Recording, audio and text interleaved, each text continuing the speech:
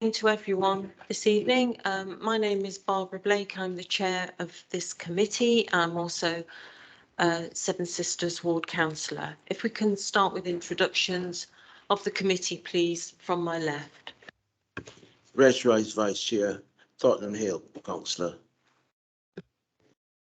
Councillor Ashta Ovac, member for Northumberland Park.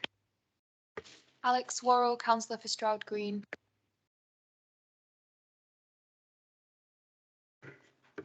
Lester Buxton, councillor for Crouch End. Yvonne Say, councillor for White Hart Lane. Mark White, councillor for Tottenham Central. Councillor Luke Colley Harrison, Crouch End. Nicola Bartlett, West Green. Thank you. So officers present, if you can introduce yourselves, please, starting from my left. Suzanne Kimmen, climate change manager. Matthew Barrett, legal services. Rob Szosowski, Assistant Director for Planning, Building Standards and Sustainability. Oliver Knocker, Head of Development Management and Planning Enforcement. Chris Smith, Principal Planning Officer. John McRory, Major Applications Team Leader. Elisabetta Donazzi, Principal Conservation Officer. Richard Truscott, Principal Design Officer. Fiona Ray, Acting Committees Manager, Clerk to the Committee.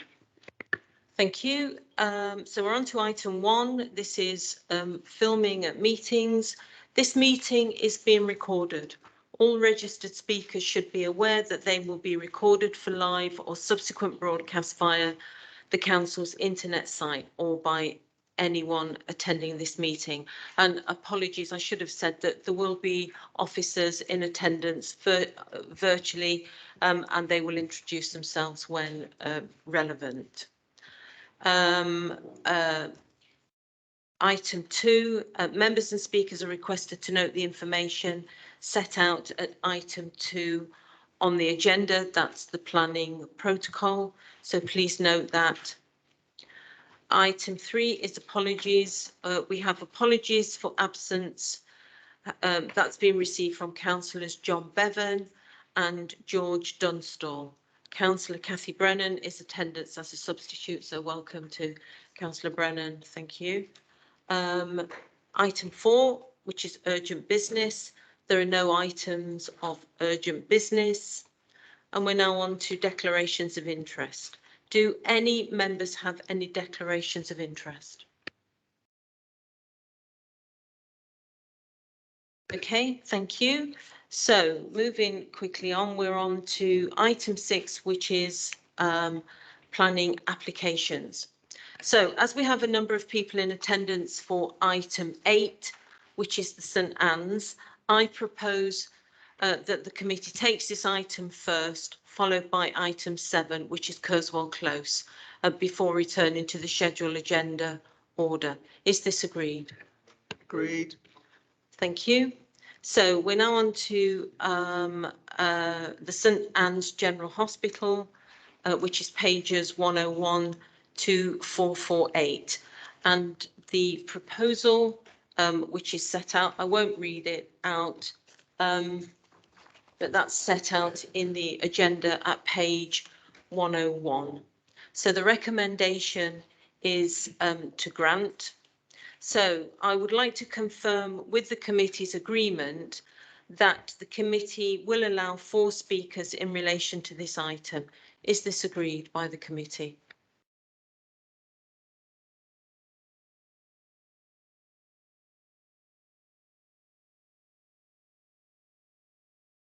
Three minutes each. That's agreed. Okay, thank you. So I will now move on to the Planning Officer, Christopher Smith, to introduce this application. Thank you.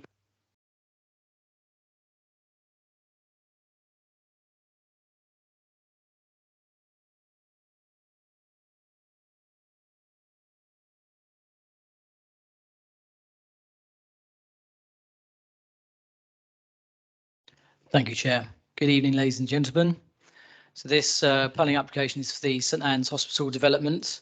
It's a hybrid planning permission. So there are several elements to this. It's a detailed planning permission, an outline planning permission, and demolition of buildings as outlined in the application description shown on your screen just now. So the proposed development is the redevelopment of the former hospital site over 4 phases.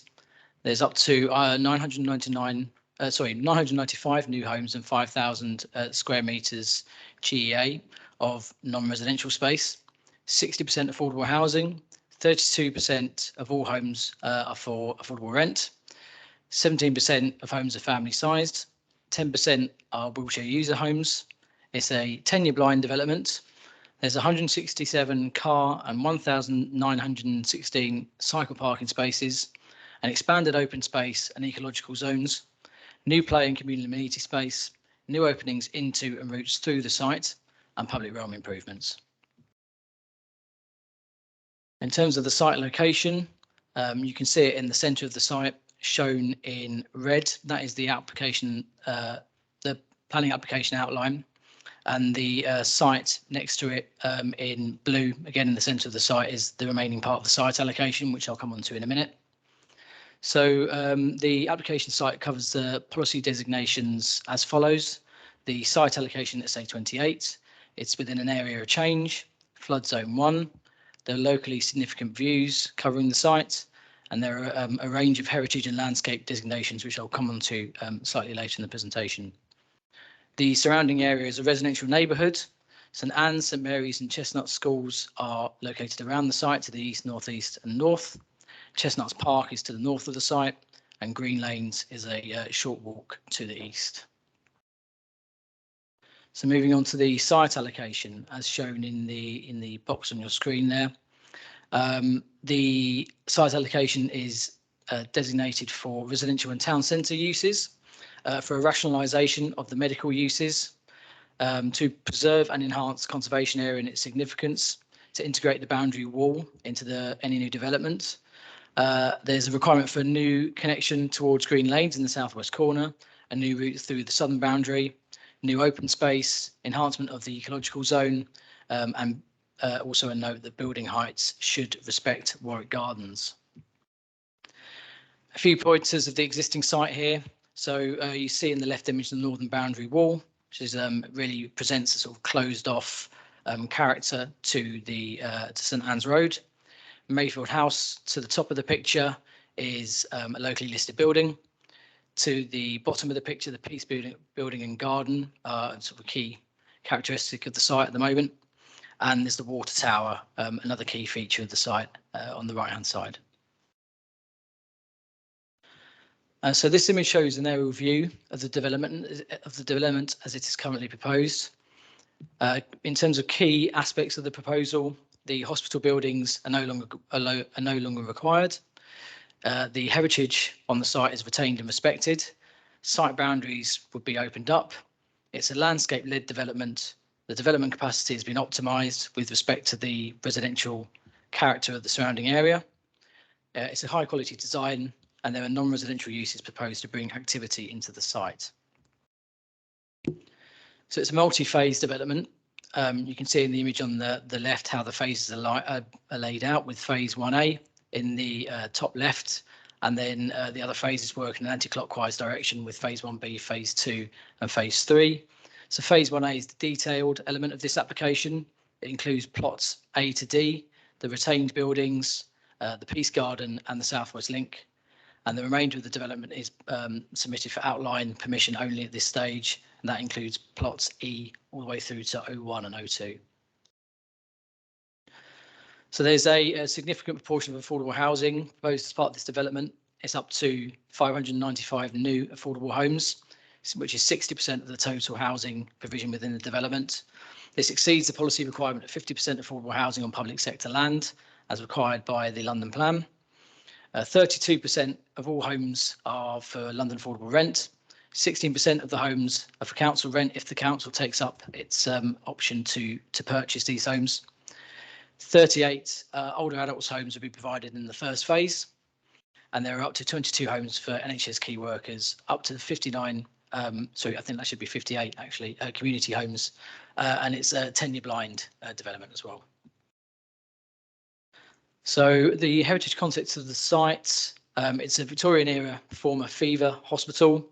The buildings on site are mostly vacant at the moment, and they are currently 2 to 3 stories in height.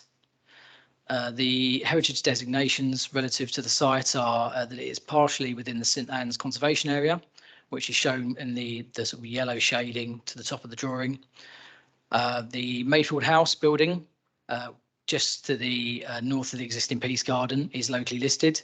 The other buildings on the site are not subject to any formal listing. Many of the buildings on the site are currently in a poor state of repair, and they're not no longer suitable for medical and many other uses as well.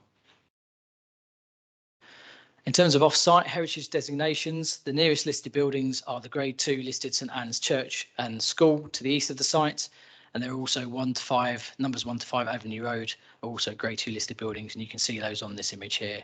They are the red shaded buildings. So in terms of heritage retention, there are high quality historic buildings being retained and refurbished, including the Mayfield House building, as previously mentioned. That's just to the north of the existing Peace Garden, and the Water Tower to the far west of the site. As you can see in the image on the right, the view on one of the key east-west routes towards the St Anne's Church has been protected and safeguarded for the entirety of the development, including the outline phases. So there are openings proposed in the northern wall. That boundary wall is a key element of the local character. There are new openings in this wall provided to improve connectivity into and through the site. This includes new pedestrian entrances and picture windows. It would improve visual permeability and also draw pedestrians into the site. And the new openings have been sensitively designed to respect the existing character of the wall. There's quite a detailed landscape context for this site as well. In terms of formal designations, there are 2 sites of importance for nature conservation, otherwise known as sinks, to the southern side of the site. There's also a woodland tree protection order to the south. There are other tree protection orders covering individual trees on the site, and also a wide range of tree planting across the site too. So there's a landscape-led master plan proposed for the development as a whole. It's an ambitious and coherent new landscape and public realm proposal. There are plans for careful enhancement of existing ecological assets and the existing landscape. The courtyards and public realm areas have been designed around trees where possible. Pocket parks, civic spaces and public realm landscaping would all be connected. The amenity and ecological value of new and existing planting has been maximised. There is a loss of some trees and landscaping necessary to facilitate the development. Focusing on trees, there are 227 trees on site and 32 tree groups.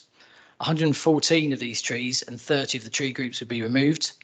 There are no veteran or ancient trees removed, and just 2 category A and 1 TPO tree removed. The sole veteran tree, the spotted thorn, would be protected.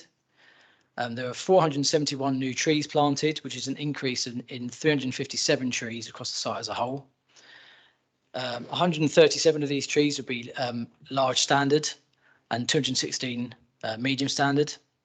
87 additional trees have been secured post submission of the application through negotiations and discussions with the applicant, and they are shown on purple, in purple on this plan here.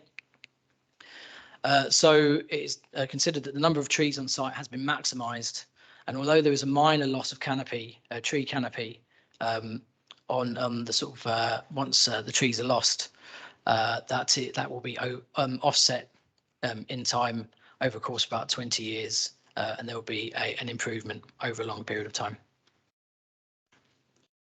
In terms of ecology, there are ecological improvements across the site, including new planting to create biodiverse corridors and green roofs.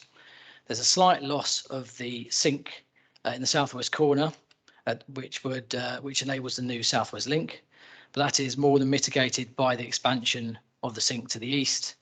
There is 1,655 square metres of new sink proposed, which is a 45% increase on the existing ecological zone. In terms of building heights, they are greatest in the centre of the site by the Peace Garden. There is then a rapid drop in height to the site boundaries. The lowest building heights are proposed at the boundary with Warwick Gardens and within the conservation area.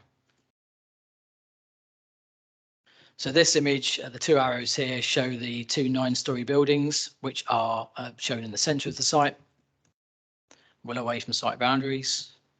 And the next image shows the view of the tallest buildings, as shown in the previous image, within the expanded Peace Garden, which shows how they will merge into the landscaped character of the development. So moving on to phase 1A, the detailed element of the scheme. That is showing terraced houses around the edges of the development, wide animated streets and residential courtyards, shared courtyards within plots C and D. Just going through each of those plots. This is a view of plot A from St Anne's Road on the left of the image, on the left of the slide, sorry. And it shows the new access road as well. The courtyards give a feeling of openness as you enter the site. These will be open during the daytime and closed off at night for security reasons. The gable-ended buildings in the conservation area respect local heritage features and turn the corner to provide activity and passive surveillance onto the new access. Plot B houses are provided alongside the water tower. They have a more restrained yet consistent character. The front gardens provide defensible space onto wide tree-planted streets. There's a minimum 20-metre separation distance between the rear elevations of these homes and the homes in Warwick Gardens, which is very good for an urbanised area. In terms of plot C, all of these buildings have been through a rigorous design process, including 4 quality review panels. That applies to all of the buildings within this development. The taller buildings within the scheme have been designed with the top, middle and bottom to ensure they are well articulated. And plot C includes the older adults accommodation, shown in the building on the left here on the plan, which has direct access to the shared courtyard and its own internal communal facilities as well. Plot D has been designed around the Spotted Thorn, which will become the focus of a new civic space. The 9-storey building acts as a wayfinding element for this civic area. It's the key aspect of the new diagonal route through the site and has a verdant and spacious design. So this is referring to the civic space as a result. So the retained historic buildings are also provided within phase 1A. They would be sensitively refurbished and extended as appropriate to maximise their benefits and flexibility for end users. And it is anticipated that the 2 buildings shown in the image above, the Peace and Admin buildings, would house the workspace and affordable workspace. The east-west route to the south of the Admin building, on the image on the left, terminates at the water tower, which is a key heritage feature of this development. Also provided within the first detailed phase is the expanded Peace Garden. It would triple in size as part of this development, significantly increasing the amount of open space on the site. The Peace Garden would also include a comprehensive play area and key sustainable drainage features. It would be planted with a range of tree species and is the verdant heart of the development with improved connectivity to public areas outside of the application site. The development would also provide a new pedestrian and cycle connection towards green lanes, which is a key requirement of the site allocation. The detailed design of the route is yet to be confirmed and will be secured through the Section 106 legal agreement. In terms of car parking, there is 17% car parking, which will be prioritised for larger family units. There's 3% wheelchair accessible parking. This is shown evenly spaced around the development site. There are wide planted roadways, which ensures that parking does not dominate the public realm.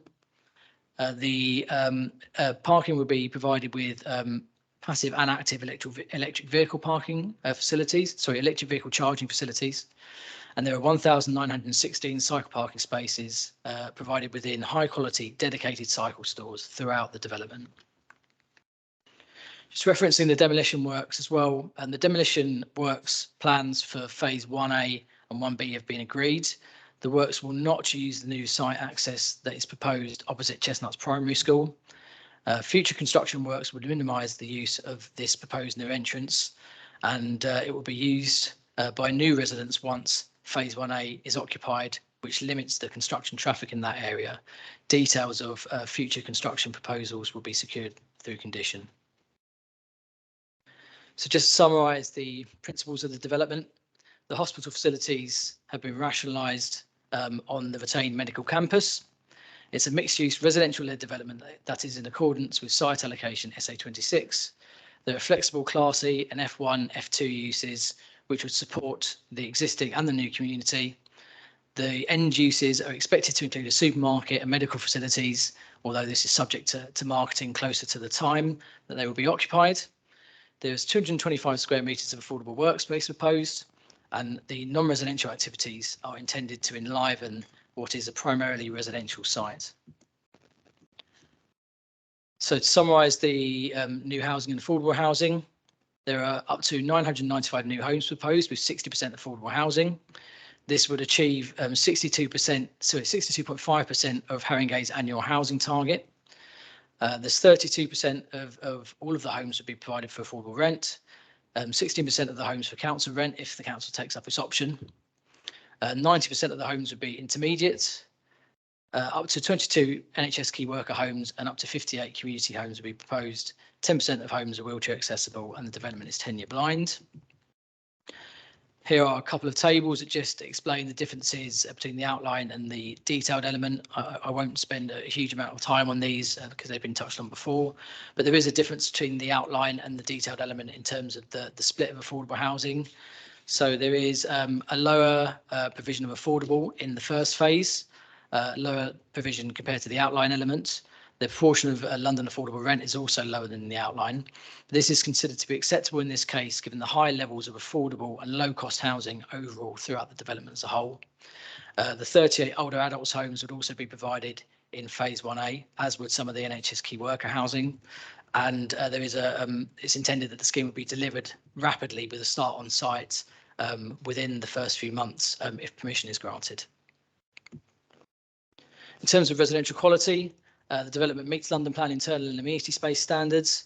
Most homes have at least a dual aspect. There are good levels of daylight and outlook to the new dwellings, secure and well lit access cores. All wheelchair homes are accessible by 2 lifts. All wheelchair homes are located close to wheelchair parking spaces. There's communal amenity and play space on site, and all buildings will be fitted within sprinklers within phase 1A.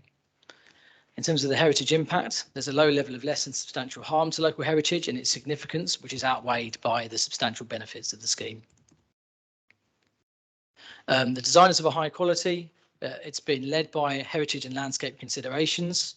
The quality review panel, who have reviewed the scheme 4 times, state that the panel is pleased to see the quality of the proposals, and there is strong support from the council's design officer too.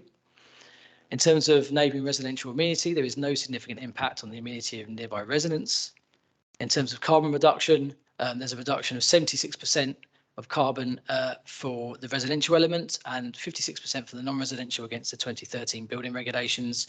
There's the applicant is committed to potential future connection to the district energy network, which is hopefully coming forward in this area in the near future. And there's a carbon offset contribution estimated at £841,605.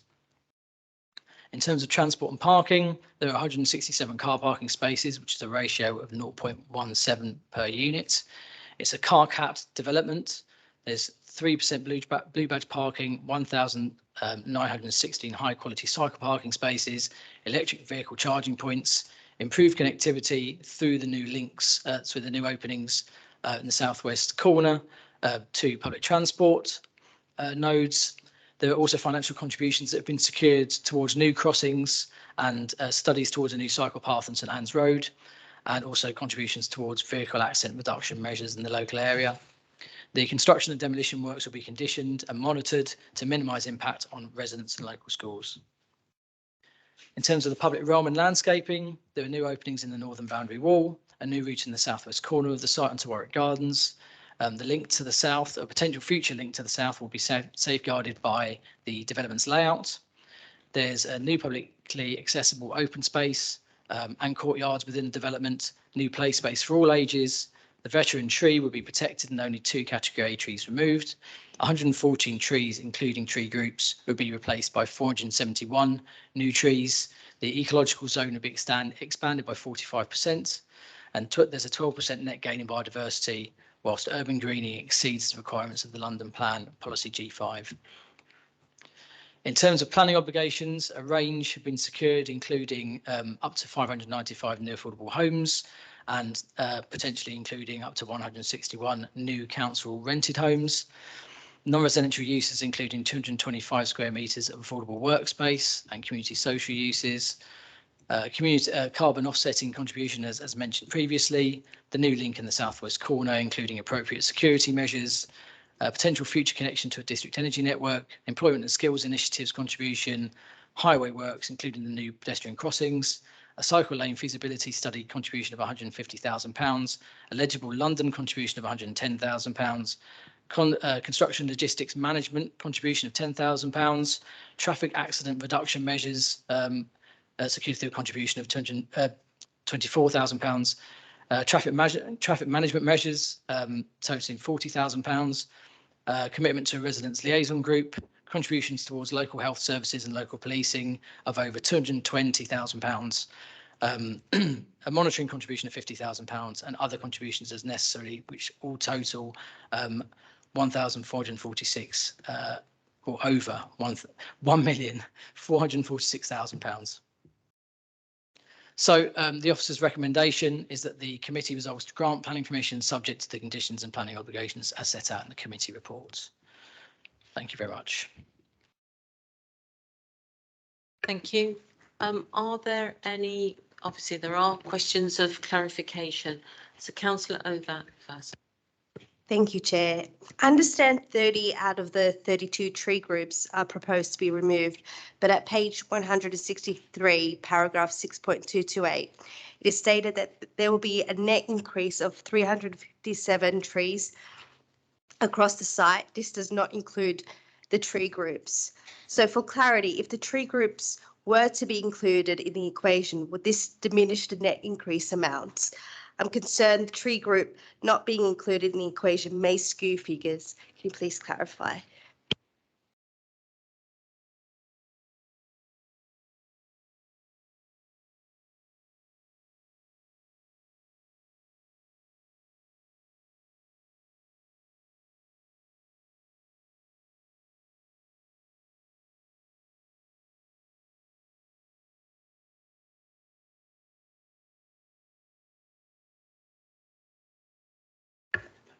Can you just confirm again which paragraph you were referring to, Councillor? Yeah, it was paragraph 6.228, page 163.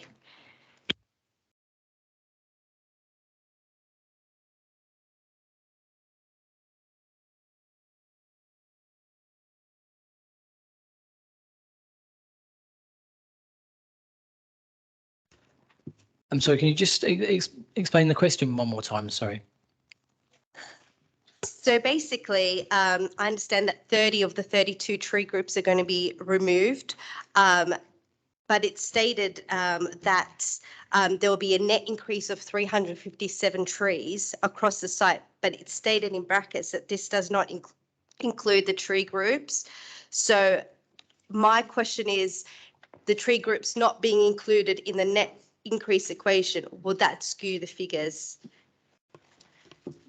I mean, it's difficult to make a direct comparison, but I mean, we've left them out of the figures here because it's difficult to compare a tree group to an individual tree. So it's probably a more accurate comparison to just compare the trees lost to the trees proposed, if that helps. And I suppose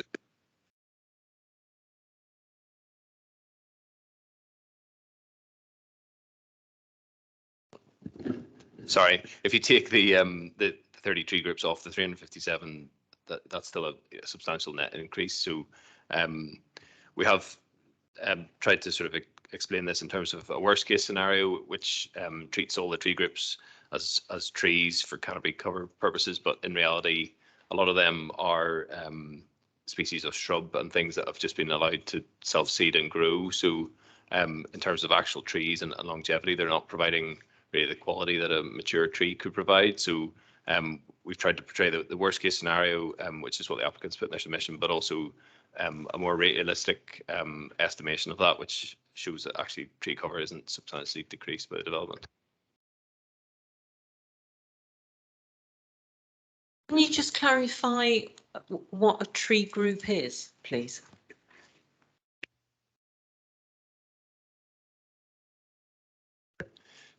So probably worth bringing in our arboricultural officer, Daniel, just to explain on this.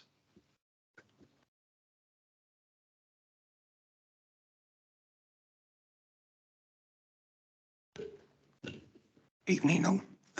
Excuse me, I've got a very sore throat.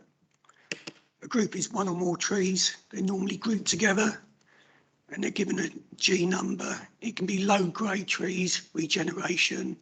It can be trees at the post stage, exclusion, self sets. So it's more on the low grade side generally, yes. I think just add to that from the applicants' advice, who have ultimately carried out the more detailed survey, which has been reviewed by Daniel. Some of those, it's hard to say what's a tree and what's not. So you just draw a line around a sort of group of greenery and count that as a tree group. So there'll be multiple stems of trees and various things growing out of that you couldn't, if you went in and tried to pick out every tree, you couldn't possibly survey that on that basis. So there's a sort of estimation given to that and counted as a group. Okay, thank you. So I've got Councillor Rice and then Councillor White. Yes, a few small points, Chair. First of all, can I say that this presentation was littered with what I call planning terms with no explanation. It makes it difficult to actually follow. I mean, for instance, what's tenure blind? That was a remark placed, but perhaps someone could tell me what it actually means. Something I'm concerned with in terms of the residential part of this development and the NHS side of the fence. Is there going to be a line of a wall of demarcation between people who live there as their homes and people who in the hospital medical bit? And if it is, there's going to be a wall built down the middle of the site, dividing one side from another. Does this not make it a stigma to people who would be living on St. Anne's? Would that not be a detriment in terms of selling these properties or even renting them? Some people might say, well, I don't want to live there because I'm too close to people who might have mental difficulties, if not stronger language. The Peace Garden, when that's fully laid out and developed, would it be extended to all residents who might want to turn up and want to walk around or sit around and whatever? Or is it just for people who actually live there? And again, the external boundary wall, some of that is broken and missing. When they built the new wards facilities, part of that wall was taken away. It still hasn't been restored. And nowhere in any presentation or even that model over there do I see any semblance of a wall being catered for. So what's happened to the wall, and will it be reinstated, please? Thanks for that, Councillor Rice. In terms of tenure blind, that just means that all housing units are treated the same, whether they're affordable or depending, varying in their tenure of affordability, or whether they're market homes as well. So every home has been designed with the same residential standards, design quality in mind. So you can't from the outside or from the inside differentiate the affordable housing from the market housing. In terms of the boundary wall, yes, there will be a boundary wall on the eastern side of the site. There's a condition that secures that as part of the later phases. There will also be 2 openings retained between the residential sites and the adjacent hospital site. So you can walk through the site, and there's complete permeability over through into Hermitage Road as well. There are residential gardens on that side of the site, so we will expect a boundary wall to be provided, so those gardens to remain private. In terms of the hospital site impacting on sales, I'd be surprised if that was a significant concern. I'm sure these homes would be extremely popular in an area like this. The applicants provided a master plan that shows how the adjacent hospital site could be developed in the future, and we've considered that in the designs to make sure there's no significant overlooking between the two groups of properties, between the hospital and the new residential properties. And in terms of the boundary wall, I know there are construction works ongoing. There is a planning permission in place for the works of the boundary wall for the former hospital. They should have followed those plans. If you don't feel that they followed those plans, we can look into that and see where they are with that. I'm not clear. Is there going to be a wall dividing the residential part of this site from the non-residential, to put it like that? And the retained hospital site, yes.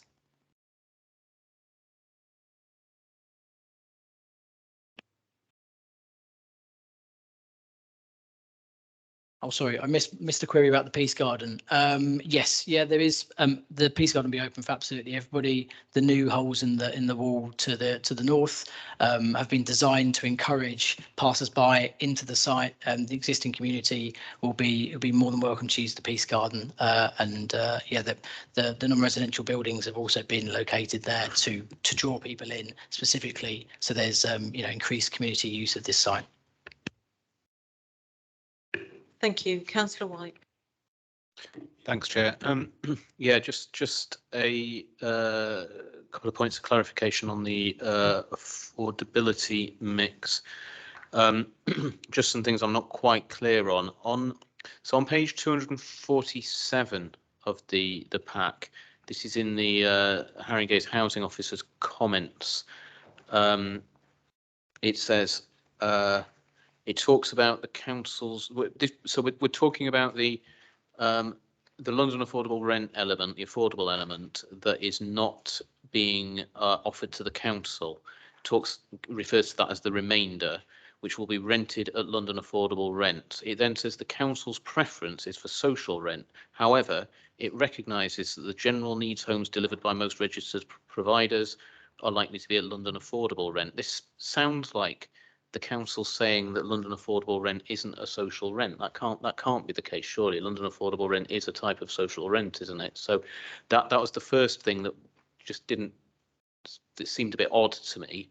Then above there, it talks about 154 units being provided and managed by Haringey Council at council rent. And of course, at our last meeting, it was clarified that council rents meant formula rents. Now,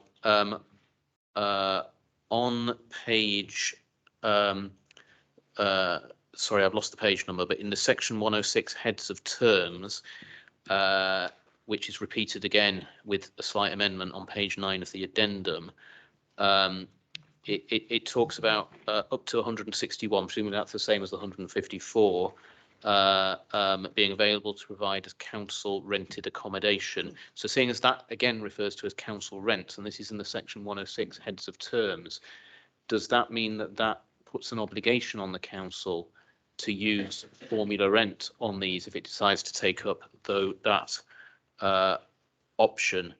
That's it. That's it for the moment. Thank you.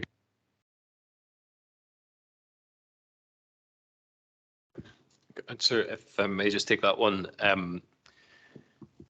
So in terms of London affordable rent, whether that's social rent or not, it's low cost rent. So it's in that bracket of if you have your intermediate and no cost rent split, it fits within that. So hopefully that clarifies that. I think it would probably be incorrect to say it's social rent. I think London affordable rent is defined separately. So London affordable rent is London affordable rent, social rent is something else. But they are in that same bracket for the split in terms of tenure. In terms of the council rent, that would be up to the council housing team. Intention is that those are delivered at council rents, formula rent. At the moment, they aren't bound by this 106 by the legal agreement. So the mechanism in there is that the applicant has to give them first refusal to negotiate on that, as you would with any other developer. They won't be bound into that, so they won't be bound to deliver it at that. But if there's other separate agreements that are linked to that, they will have obligations in those outside of the planning. So I think really what we're saying here is that it has to be delivered at a low cost rent, and that's how it's being split, because if the council don't take it forward, Catalyst, the registered provider, could take it on at LAR. So that should be your consideration of it as a low cost rented product. Councillor Say. Yeah, I think you said that the site opening opposite the Chestnuts will not be used for construction traffic. And I've got this brilliant graphic that's been passed around to us all, obviously done by the children, who are very concerned about this. So can you confirm which entrance will be used by the traffic and how that's going to be policed? Thanks. I can just show you the slide in my presentation, which showed the proposals for the demolition works, and I'll come on to the construction works after that.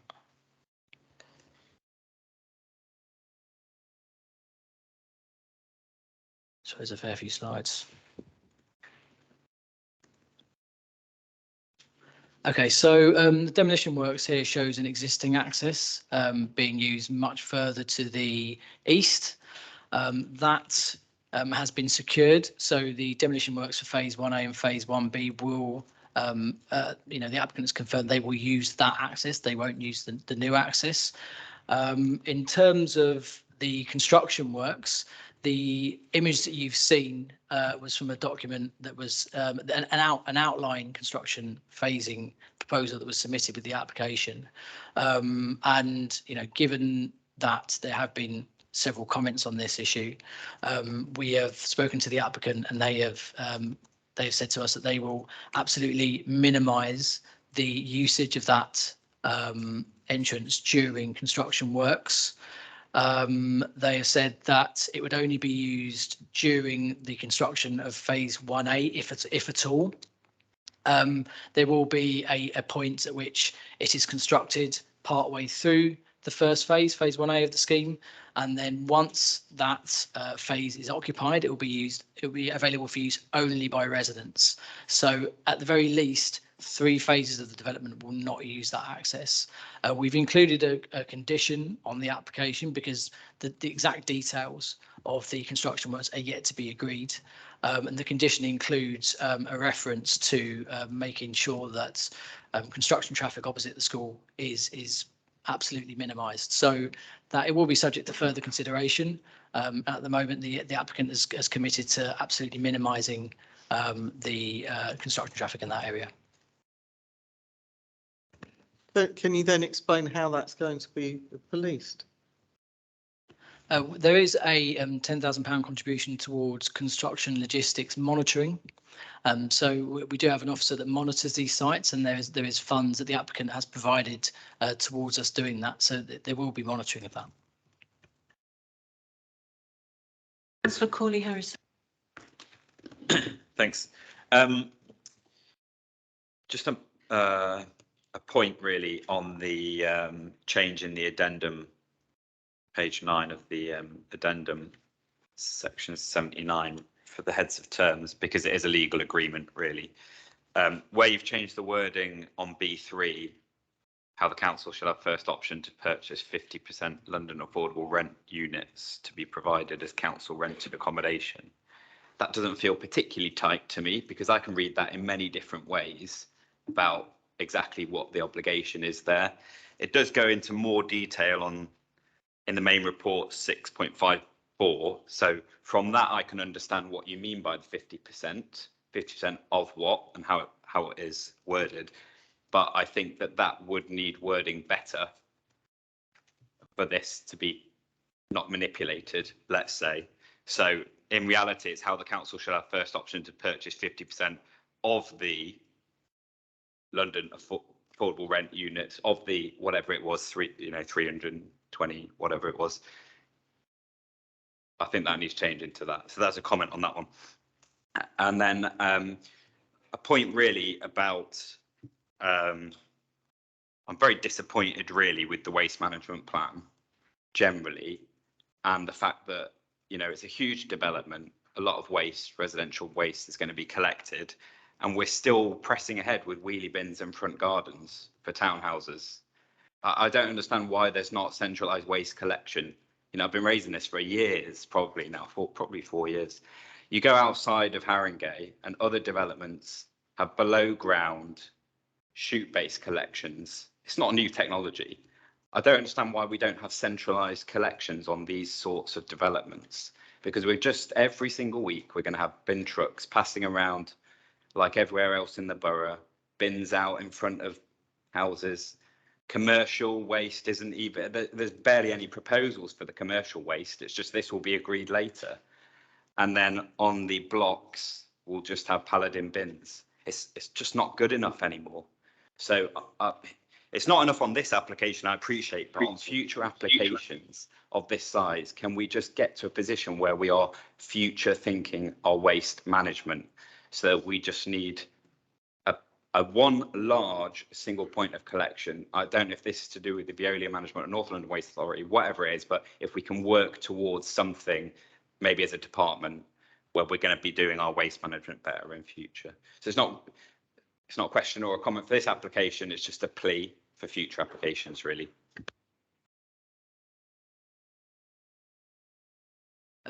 Shall I clarify on the council units point?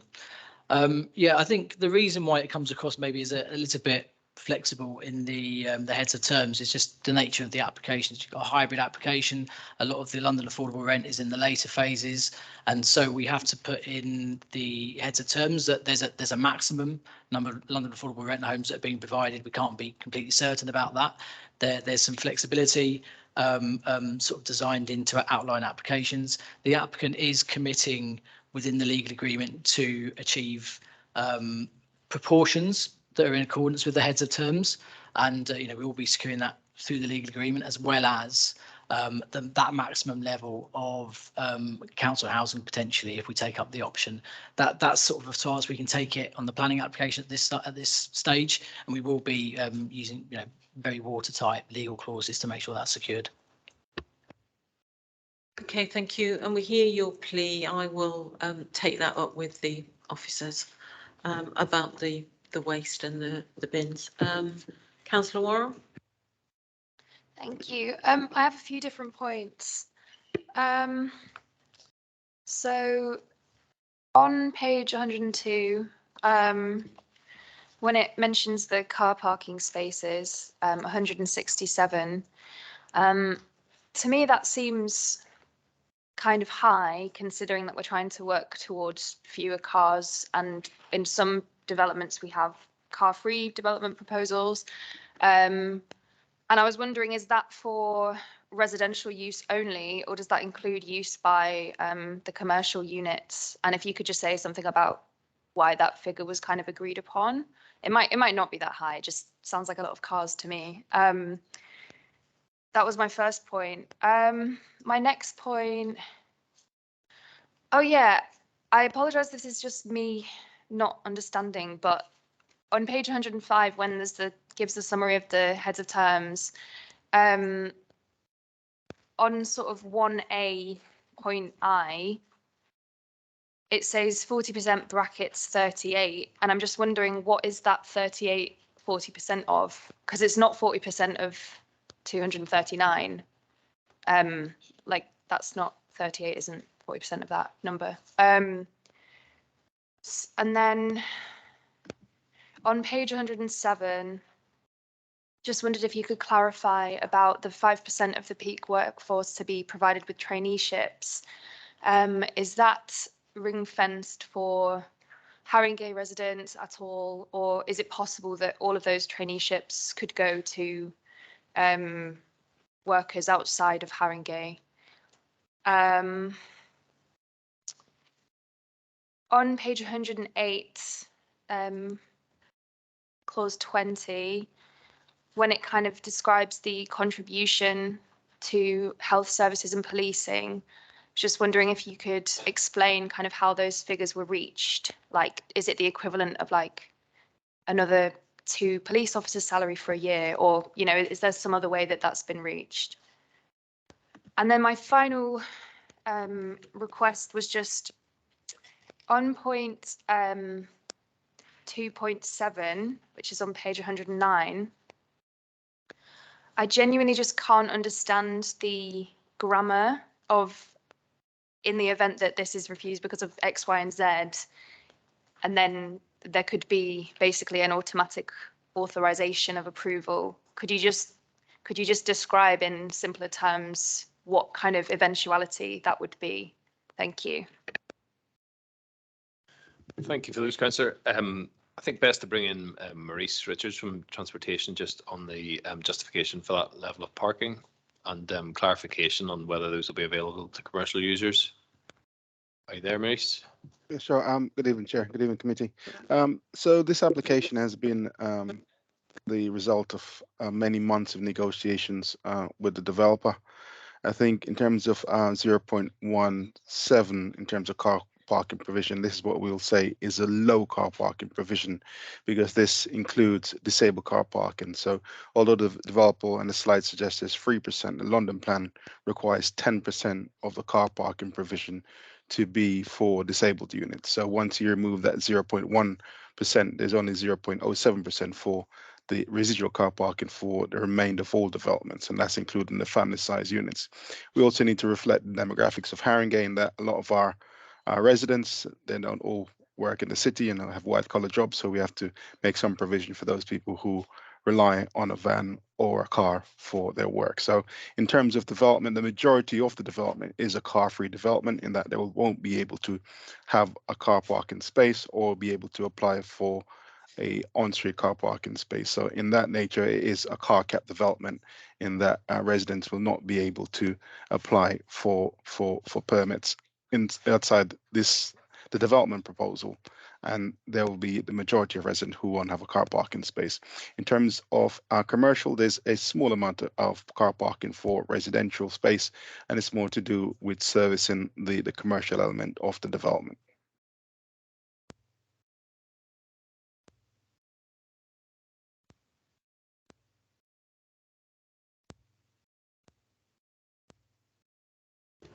Yes, I'll just feedback on the London affordable rent part or element in the heads of terms. Yes, that is a typo, I'm afraid. Sorry about that. The 38 refers to the number of older adults units that are being proposed. So the 40% refers to the London affordable rent, and the 38 refers to the older adults, which form part of the London affordable rent offer. So is that 38% of the 40% will be for older adults? No, it's just a pure number. Okay. And just to clarify on the trainees, that is of the 20% local labour. So those 5% trainees would be local residents supplied through our jobs brokerage service within the council. On the NHS and police contributions, the police contribution, there's a very detailed justification for this, and that can only go towards infrastructure for the police. So that's kit for them. It's not actually revenue costs. It has to be capital costs, and they provided a very detailed justification of how they've come to that number. The NHS contribution, there's been some discussion on, and that's really about providing adequate capital costs for the increase in the need for GP places. So looking at refurbishing or expanding existing provision based on the number of residents. The NHS have a model that they use for that. The applicant had done their own modelling, and we've accepted an agreed position that justifies that contribution. And then onto the point about the reasons for refusal and the circumstances. So Section 106 contributions have to be necessary for the development to be acceptable. So if we reach the point where we didn't agree and sign a 106, we would have the option to refuse the application on the basis of not agreeing those points, and those would be the reasons for refusal. Then if the applicant did come back and resubmit the planning application with 106 securing those points, that paragraph gives us delegation as officers to approve that application, and in line with the approval from committee once that is agreed. So it will be a sort of repeat application securing those things after one had been refused. Okay, thank you. Councillor Brennan.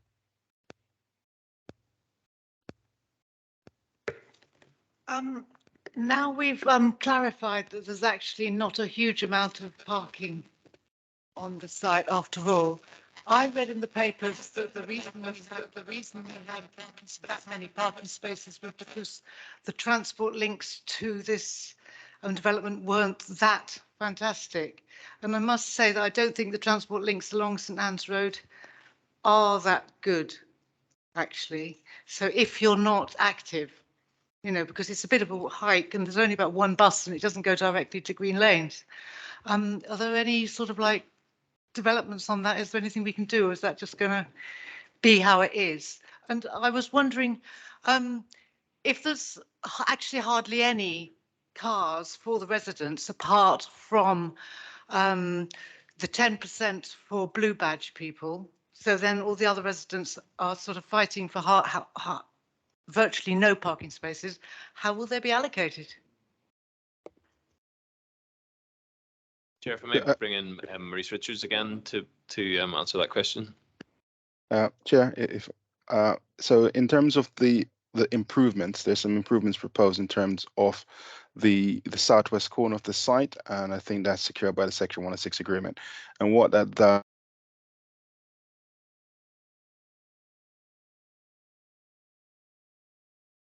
lanes. So future residents or visitors can actually access Green Lanes much easier to the site, and that improves the PTEL of the site. In terms of public transport, there are two bus routes on St Anne's Road, which provides good connectivity to the local public transport interchanges. So in terms of public transport, it is not a poorly serviced site.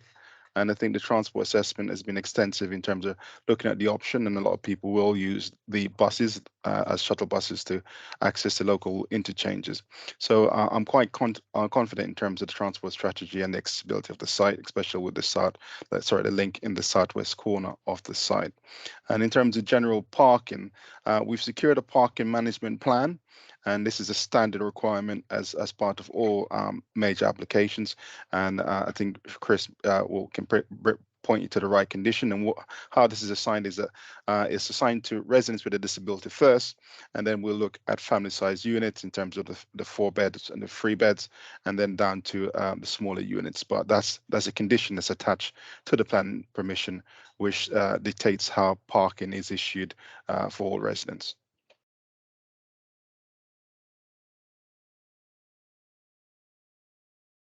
Okay, all right, Councillor. Sorry, yeah, I just, before we kind of move on from talking to the officers, I just wanted to ask about the trees. I do appreciate that a lot of work's gone into sort of maximising net gain and biodiversity, but obviously the number of trees that are proposed to be removed, it is sort of alarmingly high. And I just wondered if you could say a bit more about why it's necessary, what the kind of geographical constrictions are, And yeah, this is probably a really naive question, but in terms of the 2 category A trees that it's not considered possible to save them, would there be no possibility of moving them? Is it that the roots are just so embedded and sprawling that that's not possible? Thank you.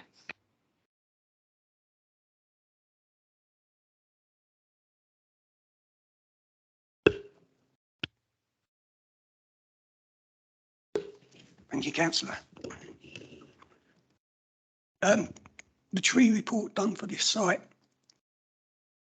the impartial way is to categorise them quality-wise, and they were quite generous with their categories when we looked over it. I concur with the classification, the quality of the trees. I believe there's a Midland thorn and a birch category A trees to come out.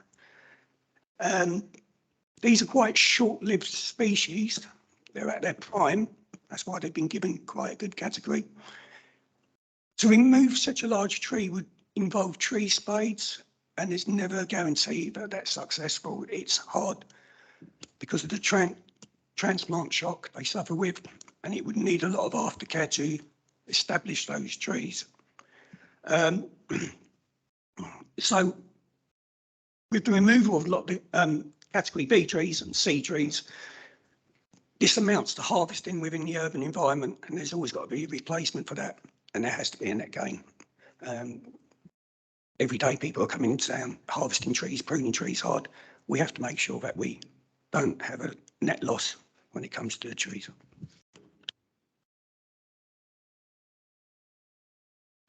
Councillor Bartlett. Sorry, can I just ask a quick question to clarify? The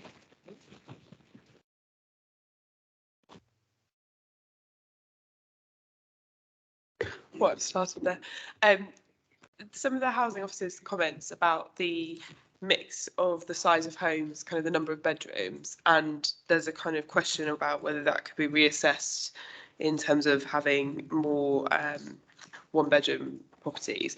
Is that something that could then be looked at further along the line because of the outline of the hybrid nature of this application, or is that because I don't think there's a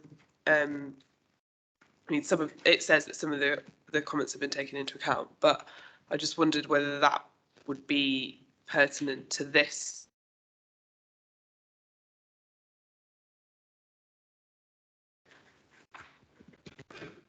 Councillor, do you mind just, that was the housing officer's comments, did you say?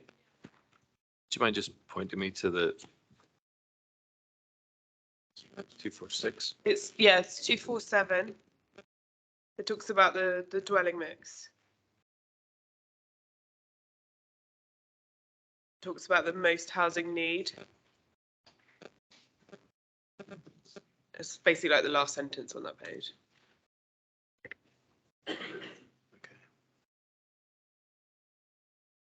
So in terms of that, the 17% is high for developments that we would normally see, and that figure is in some ways skewed by the older provision because that's entirely one-bedroom units. So a site like this is very suitable for family housing, and we recognise that need, and it is something we have pushed on this site, but we feel that has been optimised. You've got terraces of houses, which we don't always see, and there will be a high number of family homes within the affordable. There will be some scope to re-look at that with the outline, but within the parameters of the planning permission. Okay. All right. Okay. So we'll now move on to the objectors, who have 3 minutes each to address the committee. And the first person on my list is Carla Mitchell from the Friends of St Anne's Green Spaces. And I think Russell Miller is with you to answer any questions. So if you can.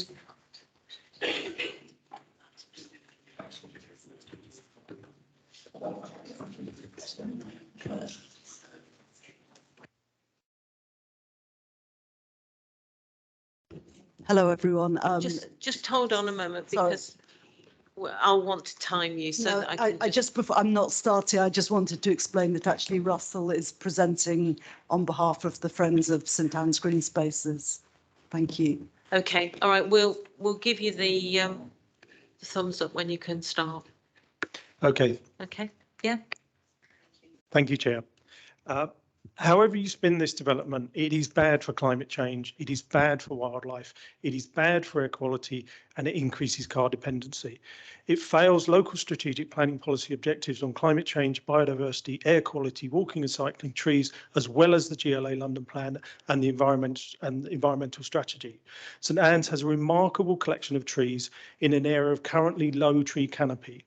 The proposal, as we've heard, will result in the loss of 114 trees, 30 tree groups, 260 metres of hedgerow, representing almost a hectare of tree canopy loss. That's getting on for 2 football pitches of woodland cleared. Remember the 40-degree temperatures we had in July. The heat at tarmac and pavement level is higher. This development will produce dangerously hot environments of roads and paving. We know that temperatures are going to continue to rise and we need to green the grey, not grey the green. Haringey residents are already dying from climate change, and this will make matters worse. Tree canopy is vital to combating climate change.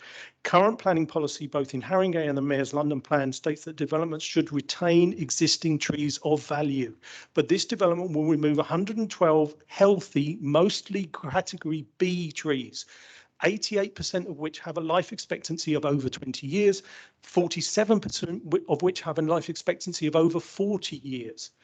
Much of this is to provide space for roads and cars. We could have a low car development, and I know this is proposed as a low car development, but it's still 167 parking spaces and the roads that they need. We lose trees to gain hard standing and tarmac. Haringey's Air Quality Action Plan notes that air pollution particularly affects children and older people, and that areas with poor air quality are often the less affluent, such as St Anne's Ward. Loss of green canopy along St Anne's Road will further impact on air quality. Recognising the health issues associated with cars, your climate action plan poses ambitious carbon reduction. In addition to the huge losses of mature trees, we also lose the Warwick Gardens boundary habitat, a north-south wildlife corridor that links the railside sink to Chestnuts Park.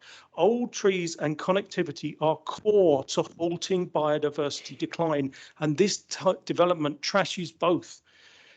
Adding swales and green roofs does not compensate for loss of mature habitat and ground level vegetated wildlife corridors. Threatened species like slowworms, hedgehogs, toads will all suffer habitat loss because this development favours cars. Please follow clear planning policy guidance and reject this proposal. Okay, thank you.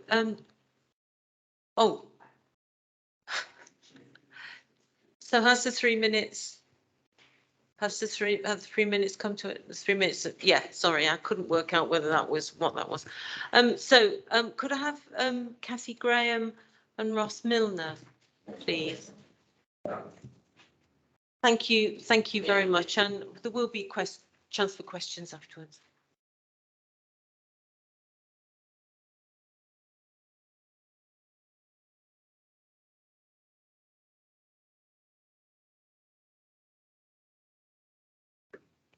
Is that on? Yeah. Can you hear me?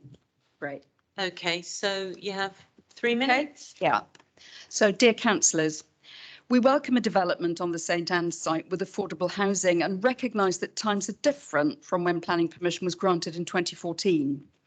However, we're concerned that the Planning Committee report and the application contain misleading information. Both state that 2 of 6 surgeries have capacity for almost 2,000 patients, without mentioning that the net deficiency in the area will be almost 26,000. Similarly, the report states that the South West Link increases the maximum transport accessibility of the site to 4, but does not make clear that Petal 4 refers to only 9% of the site, 91% being Petal 2. So what measures will be taken to deal with these issues? We're still concerned about increasing the density of the site over 100% from 2014. Regarding the first floor terraces facing the residents of Warwick Gardens, whereas the separation distance between the proposed buildings and existing residential properties is 20 metres and may be considered acceptable, the distance to gardens is maximum 7 metres, which is not, nor is the potential for increased noise levels. As the developers decided that the terraces of the houses along St Anne's Road will face into the site, away from the sensitivity of the conservation area, we request that the terraces along Warwick Gardens also face into the site, away from the sensitivity of Warwick Gardens residents. Separation between blocks on the site is reportedly no less than 18 metres, so this should be fine. We also are dismayed at losing the eco corridor and privacy buffer along the Warwick Garden walls. The proposed new planting along the border will do nothing to mitigate the adverse impact to the residents of Warwick Gardens as claimed, as the planting will comprise domestic bushes, most likely lower than the garden walls. Ross. We appreciate the Southwest Link is necessary. Our frustration is that local residents' suggestions and attempts to engage on the Southwest Link were hindered by the lack of clarity over who would be responsible for designing, maintaining the link. We now believe Catalyst will undertake works. Future maintenance remains unclear. Particular concerns regarding the impact to existing residents of the 67 to 109 Warwick Gardens block are the loss of privacy, a significant footfall along pathway which presently have direct lines of sight into dwellings, nuisance and disturbance, increased footfall, cyclists, especially motorbikes to and from green lanes, loss of views. Southwest Link requires a reduction in trees and foliage. From a visual perspective, this is replaced with 6 and 9-storey blocks. Note the usage of storage within the distributed literature obfuscates actual building heights. Example being the existing 5-storey block is 14 metres, whilst proposed 6-storey block is 24 metres. Loss of existing well-used parking space amenity, reduced by more than 50%, 15 to 7. We request assurances of meaningful consultation with the residents on the design of the Southwest Link. Also that the block's communal gardens are landscaped to maintain in the same aesthetic as the development's communal green spaces. We request planning permission is granted in relation to the Southwest Link is granted on the condition that commitment to maintain the gardens is guaranteed through the legal and financial infrastructure of the planning consent process. Thank you, Mr. Milner. So I now have, as we've agreed, 4 objectors. We have Alexander Davis, resident and governor of Chestnuts Primary School.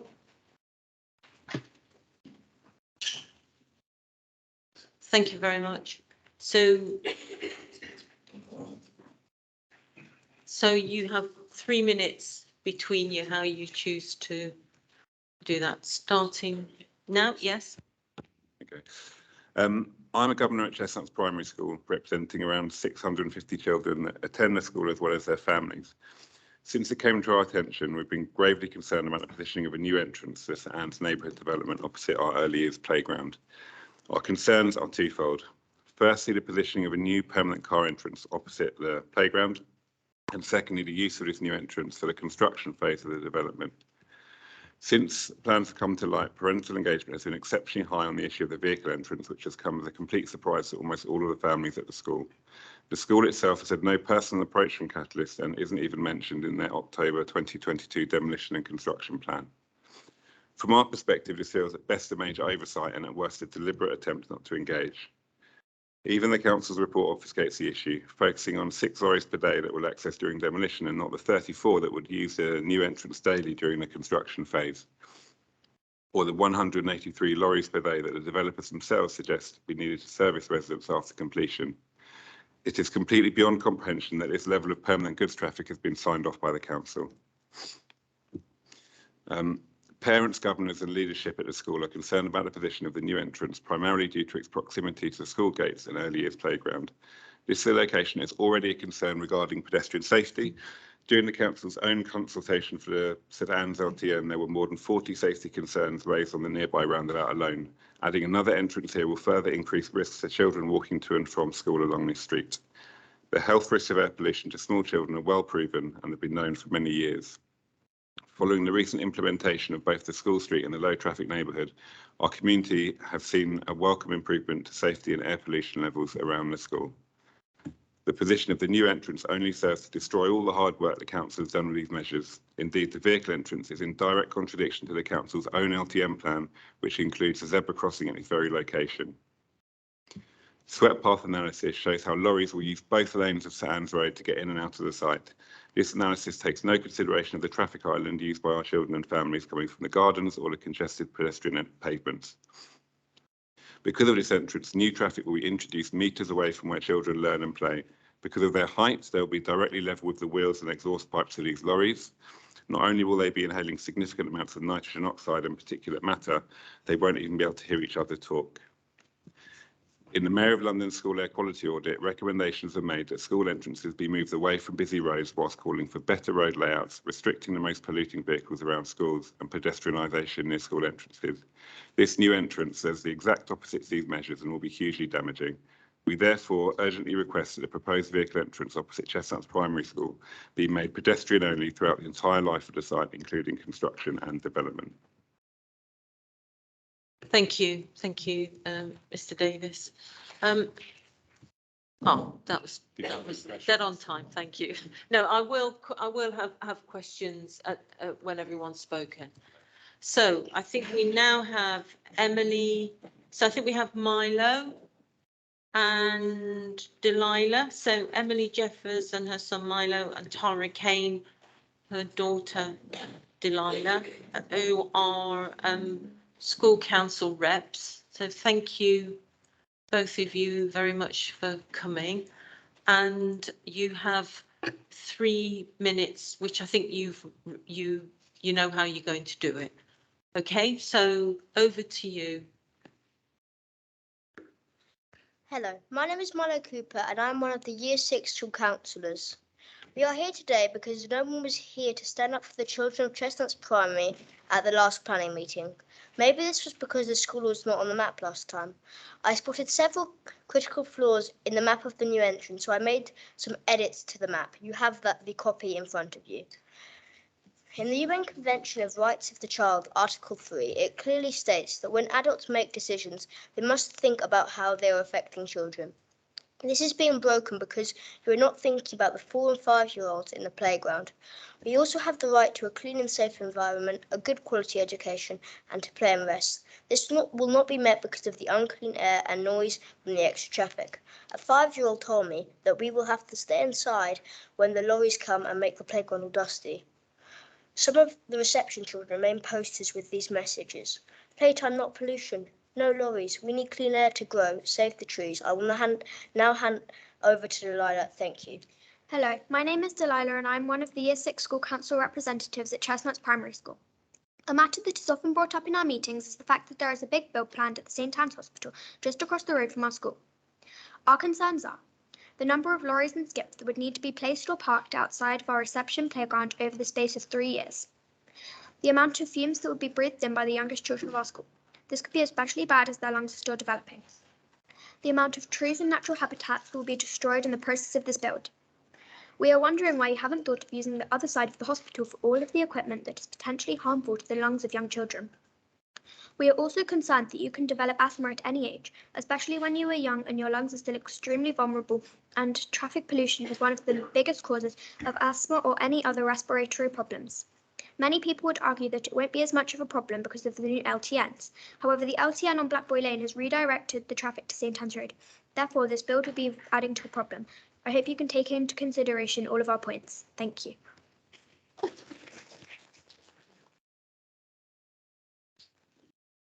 Thank you very much indeed.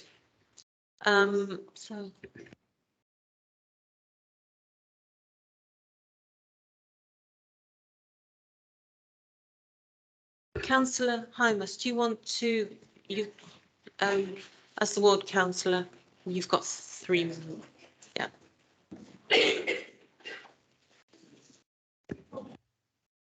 Sorry, I made a mistake. Yeah.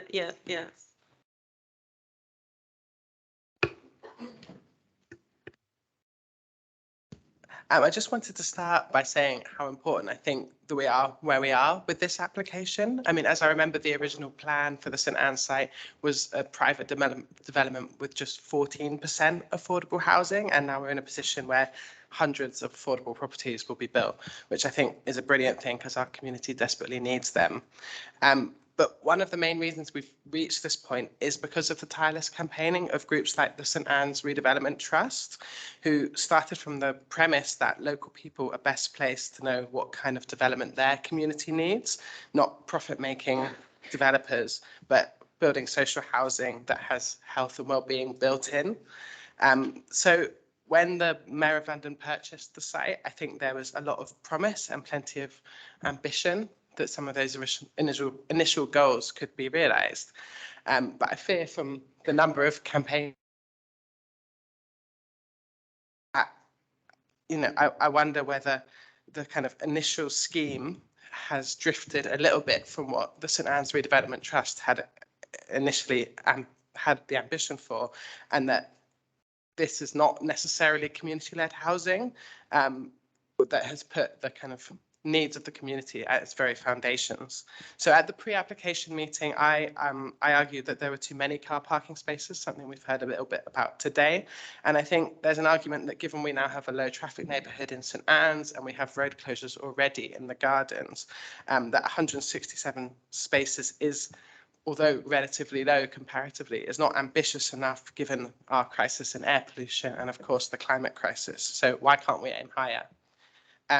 And I think the contributions from the young people, I hope you agree, were brilliant, articulate, and I think that, I do feel that, with the implementation of the school street at Chestnuts Park Primary and the closure of Backboy Lane, this offers enormous opportunities for parents to actually walk to school. If we're now going to have an entrance which is going to have HGV going through it, I wonder whether that somewhat undermines the initial concept of the school streets and the closures and the bus gates on Blackboy Lane, undoing some of that hard work. And finally, I just wanted to pay testament to the campaigners from St Anne's Green Spaces as well. It is 114 mature trees. I think local people have told me that they didn't feel consulted about the removal of these rare species. And it is an area of deficiency and access to nature, according to the Mayor of London's own 2016 plan. So I guess I kind of wanted to end with a quote from the late Dawn Foster, who interviewed the St Anne's Redevelopment Trust right at the start and talked about it, but I thought it was very powerful, so I'll try and get through it quickly. But too often locals are completely locked out of public consultations on the very land that they live in and neighbourhoods that they have called home for decades. The assumption that locals don't care about development simply isn't true. You only need to see the strength of feeling involved in the many housing protests across the country. But in many cases, residents are patronised, offered a so-called choice between very similar models of development, and are never asked what they want their local area to look like, or more importantly, why. START in Haringey shows that the appetite for proper consultation is there, and there is the political will to devote time to doing so is rising. Thank you. Thank you, Councillor Hines.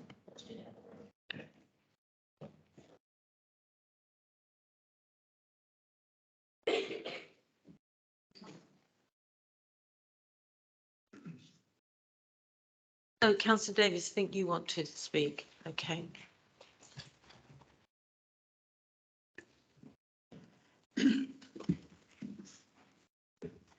Yes, thank you, Chair. I'm here as the ward councillor for Hermitage and Gardens ward, and I came to speak against representing concerns that have been raised over the last couple of weeks with me. I think that this evening's meeting has addressed those concerns, but I would like to speak anyway. As somebody who's lived close to the hospital for 40 years, I've of course been involved in the development of the site from the very beginning, going to meetings and presentations since it was apparent that the hospital was in decline as a facility and less of the overall site began to be used by the NHS. I remember the very first meeting that we ever had about this, where there were a lot of supporters for the hospital site becoming a city farm.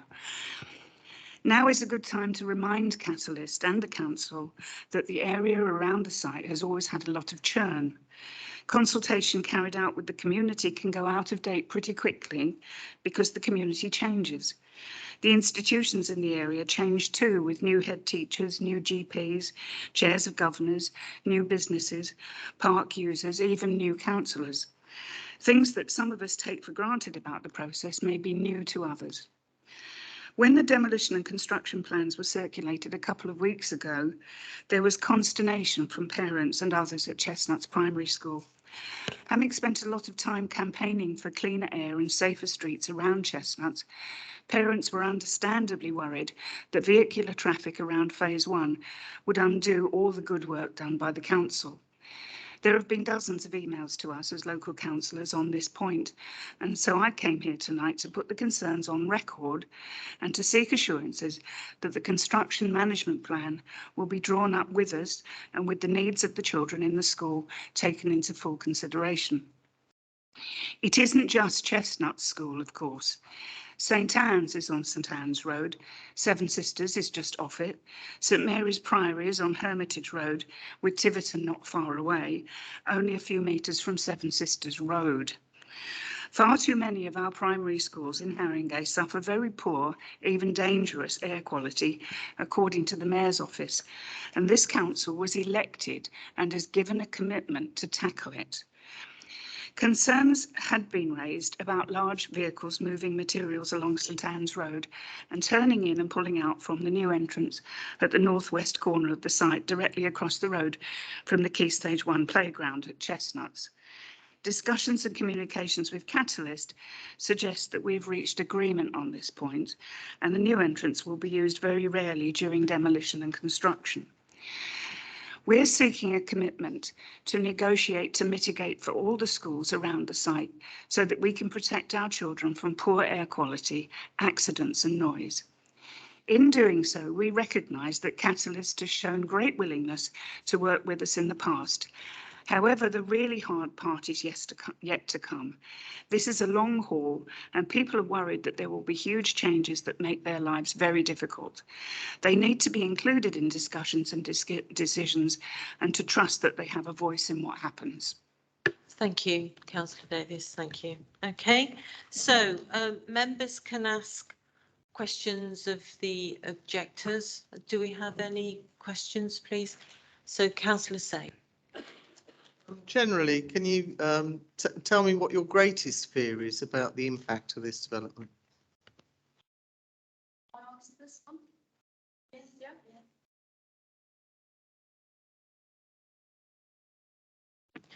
And I'd also like to point out that I was speaking on behalf of the Gardens Residents Association and Warwick Gardens residents. I didn't say that before I started. That's a really good question, and I think there are three areas. The first one, I think, is the effect of demolition and construction on the area. Some of us literally live abutting the site, and the noise, the dirt, the disturbance, the increase in heavy traffic is really going to affect us. A lot of us work from home. In the summer, we have to have our doors and windows open. There's going to be pile driving, demolition, pneumatic drilling. It's unavoidable. And what I also like to point out is that we already have disturbance in the summer from music festivals in Finsbury Park, Fridays to Sundays, illegal raves in the Hermitage Industry area, the music coming from parties in Chestnuts Park. It feels as if there may be wall-to-wall noise for the residents. We are only one street, and I just sometimes fear that we are a little bit of collateral. You know, you say that it's temporary inconvenience. It's 6 years, and 6 years for some of us is actually quite a large proportion of the rest of our lives. 6 years for the residents who are pregnant, it's the first 6 years of their children's lives. So that I really hope that, for example, there are noise baffles mounted, that a lot of consideration is given not only to the site construction, but also the other problems with noise outside of that. I think you'll have noticed from when I spoke that another concern is the infrastructure. Is the infrastructure going to be able to take this? I mean, even the National Health Service North London's Central Integrated Care Board pointed out the problem with the lack of GP places. And I'll quote here, it said that the introduction of a significant number of new homes into the area will have an adverse impact on local primary care services. This wasn't clear at all from either the application or the report. The traffic. Ms Graham, Councillor Say asked you for the biggest fear, but you do seem to be going I've got through. 3. That's my second one. All right, okay. And my third one is what Warwick Gardens residents are going to have to look at for the rest of their lives. And it's pretty horrendous. That there is no amelioration because the eco corridor is going to be destroyed. And let me be fanciful. It may be grade this, grade that, and inferior to some people. It is very beautiful. We have loved it. It is full of birds and wildlife. And we're going to miss that. We've been asking that this be retained since 2014. I don't believe it was necessary to get rid of it. We're deeply disappointed, and we hope that something will be done to actually replace it with something which is like a mature hedgerow and tall trees and not tiny domestic shrubs. So they're my 3 fears. Thank you. Can you switch off the microphone, please? So, Councillor Corley-Harrison. More a question to officers based on what's been raised. Is that okay, Chair? So just on what Councillor Davis was mentioning there, just wondering whether by condition we can have ward councillors in the schools involved in the discussions around the construction agreed by condition. And then also whether we can agree by condition an ongoing construction steering group with key stakeholders from local school, ward councillors obviously, but then other residents associations, perhaps with input from those involved already who's part of that construction steering group through the duration of the project. Councillor, yes, I think we can come up with some appropriate wording for the amending the construction management plan and perhaps just providing some clarity in the residents group condition along the lines of what you suggested. So if you bear with me, I'll just pull something together on that. Councillor Warren. Could I ask the Friends of St Anne's Green Spaces? Obviously, there have been some efforts to improve the proposal in relation to biodiversity net gain and it ending up with increased trees overall. Could I sort of get your responses to the current iteration of those plans? Thank you. So I'm an arboricultural consultant and an ecological consultant. The risk you always face when you're changing habitats is that you lose maturity and what you gain isn't the equivalent of what you've lost. The key elements of St Anne's that are important are the maturity of the trees and the connectivity of the existing wildlife corridors. You've got a really important sink at the south of the site of importance for nature conservation, which is linked to the railway line, which means it links beyond the site to multiple sites. So, for example, at Railway Fields, which is very short distance away, you've got slow worms. Now, you know, some people won't care about slumworms, others will, but they're an indicator of quality habitat.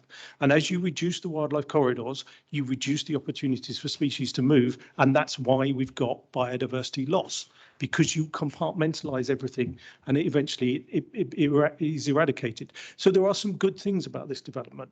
The green roofs have potential. The SUDS ideas are positive, but ultimately it is a massive cull of canopy cover and an interruption of existing wildlife networks at a time when we know biodiversity is in acute decline and we're facing a climate crisis and we're losing massive canopy cover.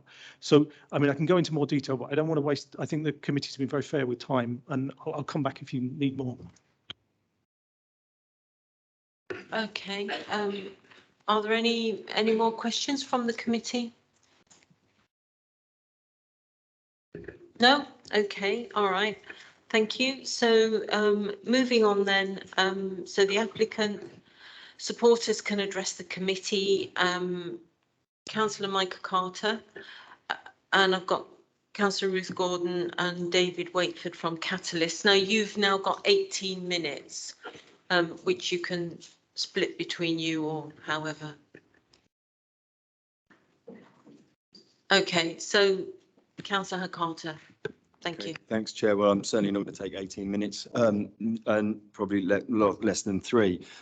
Councillor Hymas sort of stole some of what I was going to say at the beginning as well, which is, you know, to look at the history of this site and to realise that, one, it was a hospital. Sadly, you know, it was then sold or was planned to be sold and was going to go to a private developer who was essentially going to shut it off as a gated community with no affordable homes. Because of the work of START, the local campaign group, who fought first for the hospital survival and then for community-led housing development. It came into the sights of the GLA and the Mayor of London, and we have what we have here now, which is, you know, much better development than we could have hoped for at the start. And, you know, I think it's really important to put in context that we desperately need affordable homes in the borough. We need truly affordable homes, and this development will deliver 60%. We can, you know, quibble about the breakdown of that, but these are really important homes, and the council has first option on a number of them. But we also do need developments which are exemplary. If they're not exemplary now, will be and aspire to be an exemplary. And this means overcoming the conflict between homes and environmental standards and ecosystem services. So, you know, there's a huge amount that needs to go to rise to these aspirations. And I know that there has been a lot of work to rise to these aspirations, but this doesn't mean that we can't go further and that the developer can't go further. The work of the planning team has been excellent in pushing the developer, and the developer has worked hard to meet those demands. Have they gone enough? I'd say no. Can they go further? Yes, they can. And I think how they can do that is by fulfilling a missing element, and that is the importance of the local environmental knowledge, expertise, and critically an eye that looks outside of the planning framework. And that was something that was brought by the local environment group, STAGS. And I think, you know, they've brought some insights into this which can't be seen from, if you like, from a planning perspective. So, for instance, the hedgerow on the northern St Anne's border, that where it's actually in the plans to retain later, but in the demolition phase to remove. Now, as has been explained by Russell Miller, obviously we're removing what is mature hedgerow and then replacing it with sapling, which seems a sort of, you know, counterproductive. And I think that's something that it's that local eye, that environmental eye that they bring to it that needs to be brought forward in the development going forward. So I would sincerely hope that the developer would continue its listening and its engaging approach and allow further discussion, and that on these and other insights that STAGS can bring. There's still time to reach exemplary, even with the detailed plan that is before us. Obviously, with the outline plan coming forward, there's even more options for that. But even with the detailed plan, I don't think it should be a fait accompli. I think there is hedgerow, there are trees that can still be retained and should be retained. And I think with an open dialogue with this group, with STAGS, we can move this development from one that is very good to one that is exemplary. Thanks. Thank you, Councillor Carter. Councillor Ruth Gordon, please.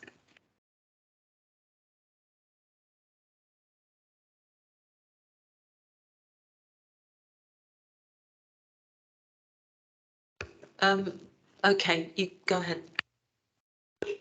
Yeah, thank you, Chair.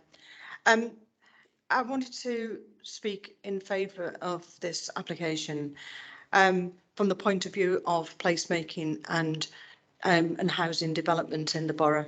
And I think there is a climate emergency, but there is also a massive housing crisis. And I think to quite a large extent, this development actually goes towards helping us with that. if we think about how what we are creating here would be a 995 home development. Actually, in terms of placemaking, which is part of my cabinet title, I think this scheme does create a 15-minute neighbourhood and has a very comprehensive view of how you create a community which is very livable, has workspace in it and so on. I wanted to make a sort of plea really on behalf of people who are in dire need of housing. So in Haringey, we have got something like 58% of Haringey residents are in the private rented sector.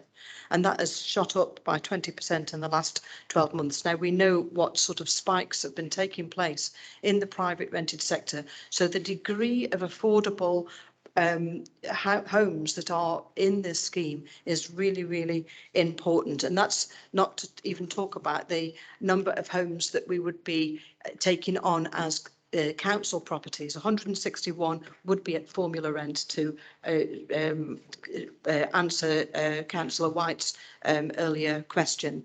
In with that, we've got 38 homes that would be supported homes for elderly residents. So we've got homes provided, 22 homes for NHS staff. As a borough, what we need is affordable homes for key workers. We are desperately short. We need to be able to have people who want to work in Haringey that can actually afford to live here as well. And I think this scheme answers some of those points. So I'll leave my remarks there. Thank you, Councillor Gordon. David Wakeford from Catalyst.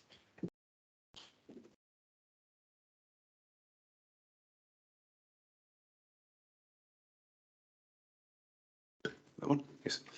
Good evening, committee members. Excuse me. My name is David Wakeford, and I'm the project director for St Anne's from Catalyst Housing Association. Together with our development partner Hill, it's a pleasure to be speaking to you this evening following such a strong recommendation for approval from your officers. At the very heart of our proposals is the desire to deliver hundreds of genuinely affordable homes for the people of Haringey.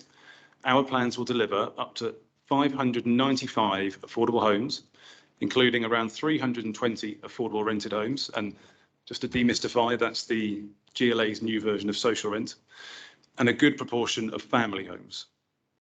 I'm sure you're well aware, and it has been mentioned in other speeches, Haringey are proposing to take on around 150 homes to be let at social rents, including a dedicated older adults social rented block. Plus, there's the potential for around 50 affordable homes for a community-led organisation to take on. As well as homes, we also have a range of complementary non-residential uses, including affordable workspace, a small supermarket, and we hope some health and leisure uses too. The affordable workspace in particular will serve the new and existing local community and be targeted at local startup or creative businesses. Most of these non-residential uses will be in 7 existing Victorian buildings that will be fully refurbished and are central to our master plan vision. Our landscape and architectural master plan has been consistently commended for its high quality. As well as our approach to affordable housing, we believe it was the quality of our master plan that led to us being selected by the GLA in 2020. And this has flowed through to positive comments from Haringey's design officer and its independent quality review panel. Quite simply, and to quote the council's design officer at paragraph 6.118 of the committee report, from a design point of view, these proposals are an exemplary master plan. Our scheme includes numerous new pedestrian entrances as well as 2 new vehicle entrances. The location of these vehicle entrances matches the 2014 planning consent, and they've been built into our scheme since day one. There are currently around 14,000 vehicle movements per day outside that new vehicle entrance opposite the school. Construction traffic from our site will be managed safely and will add just 0.1% to current vehicle movements on St Anne's Road. Nevertheless, we do appreciate that Chestnut School has some concerns and we're looking to meet with them to discuss this. We've worked very closely with the local community throughout the design process, which has resulted in a better scheme. Our latest improvements, as has been mentioned, follow engagement with the site's ward councillors over the last week or so, following comments from the school regarding construction traffic. We've now adapted our traffic management plan to ensure the gate closest to the school will be used for emergency access only during the first year that it's open, after which it will become an entrance for residents to use only, ensuring it is never regularly used for construction traffic. The landscape design at St Anne's has been central to our decision-making throughout. It's reassuring to see that our approach to trees is cited at page 2 of the committee report as a key reason for the recommendation for approval. We have, of course, seen comments online regarding trees, some of which has been repeated today. Retaining as many trees as possible has been a key focus for the team since day one. We remove fewer trees than any previous proposal on this site, and we plant significantly more trees than any previous proposal for this site, all whilst delivering more homes and significantly more affordable housing. In the words of the Quality Review Panel, the panel is pleased by the ambition to retain a good proportion of trees within the site and how this has informed the design process. The Peace Garden will be roughly trebled in size and made more accessible for the local community to enjoy, and the sink will also be protected and enlarged by around 50%. We will also be adding a north-south green corridor in the centre of the site, which has been referenced previously. In the words of the committee report at paragraph 6.110, the public realm improvements around this site would be substantial and will add further to the high design quality of this proposed development. And all of this together has resulted in us exceeding the policy targets for biodiversity net gain and urban greening. Lastly, I'd like to end on climate emergency. We are in a climate emergency, and this is a topic I feel extremely passionate about, and something that has been mentioned by many of the objectives today. Government figures show that around 20% of all carbon emitted in the UK comes from burning gas in homes, i.e. the gas boiler. Reducing this is absolutely critical in addressing the climate emergency. To illustrate the scale of the impact, Historic England figures show that a typical Victorian terraced house with a gas boiler emits around 2,500 kilos of carbon per year. Around 100 mature trees are required to soak up or recycle that amount of carbon from just one typical house with a gas boiler. Compare this to our scheme. We are proud to say that we're a gas-free site, no fossil fuels at all, and our proposals are close to net zero carbon. The headline figure that you'll see in the committee report is that our scheme saves 812,000 kilos of carbon per year, 812 tonnes of carbon per year. To get the same carbon impact from trees, you'd need over 32,000 mature trees. Quite simply, the most impactful thing we can do to affect climate change is to deliver highly energy efficient modern homes.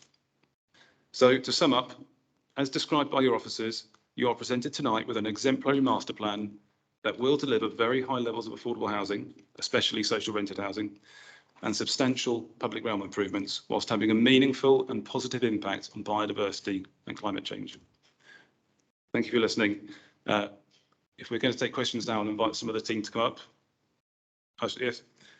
So I'd like to invite Hill, our planning consultants, Lambert Smith Hampton, and our landscape architect, Adam Sutherland. Hopefully 4 seats everyone. Okay, can you switch off your microphone? So members can ask questions of the supporters and the applicants. I've got Councillor Buxton, Councillor Corley-Harrison, Councillor Brennan. Councillor Buxton. Thanks, Chair. 2 questions. One which I don't think has been mentioned tonight, but I was reminded by it by the Warwick Gardens residents in terms of the water tower. And I know that there's no concrete plans yet for the use of the historic buildings, but it will be significantly higher than the row of terraced houses along it. And I just wondered whether you could comment on how it's going to overshadow the garden, the current terraced houses on Warwick Gardens. And then in terms of the Peace Garden is in the first phase of the development. And again, I know the construction plan is not finalised, but I assume that's where the majority of the green space and the biodiversity will be centred, although I know it's scattered throughout. And I just wondered whether there is priority for that to be completed before implementation of the other phases. Thank you. Okay, yeah. I'll answer the first question, then colleagues will take the second question. The water tower is equivalent to one of our 6-storey block of flats. So yes, there is height there. In terms of daylight sunlight, which I think is the sort of core of your question. It's actually more, there are windows in it, and I don't know what the use is going to be, but in terms of, so yes, shadowing, I know it's there already. I'm not concerned about the building itself, but whether people are going to be using it and therefore looking into the gardens and the privacy in terms of that. Yes, it's our most unusual building. It's an iconic building. We have applied for a flexible use class for it, and we've had a very broad range of interest in it. So I can't tell you quite what the use will be today. I do expect the users will look out of the window occasionally, but there's no plan to increase the number of windows. For instance, it is a building that naturally has quite few windows, and they're quite narrow windows. Chair, may I come back?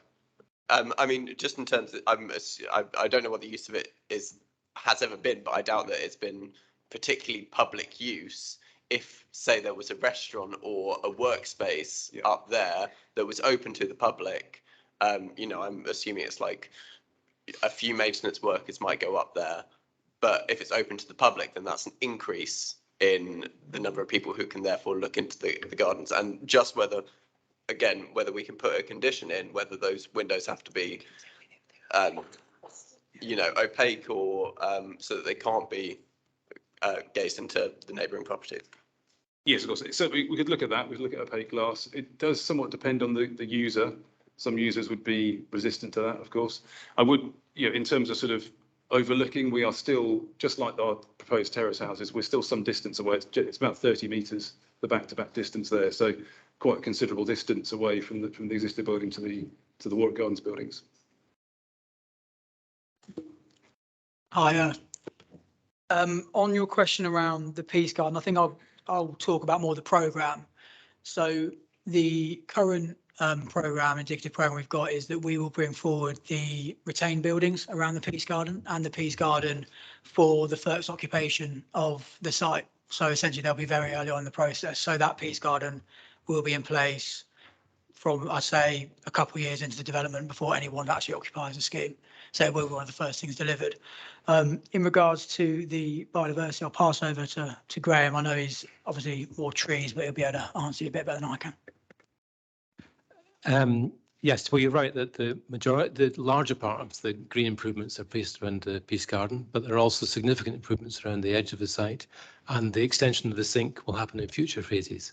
So going on from what Russell was talking about in terms of biodiversity corridors, we're actually enhancing and increasing the size of and the connectivity of the sink on the south side. And then a new link will be created in the centre of the site, linking the Peace Garden to the sink. A new green link. Thank you, Councillor Corley-Harrison. Thank you, Chair. Yeah, you mentioned in your presentation that you're going to be fossil fuel free. I don't understand how that's possible. But gas free, sure, but unless you're off grid, how can you be fossil fuel free? Second question was actually to do with the 38 units, specialist units for elderly people, and how that was going to be allocated, given there's some restrictions, half for women, half LGBT. Is there an application process, and are you managing that as developers, or is someone coming in to manage that, or is it going to be handed over to the council or someone else? So I'll be interested in that.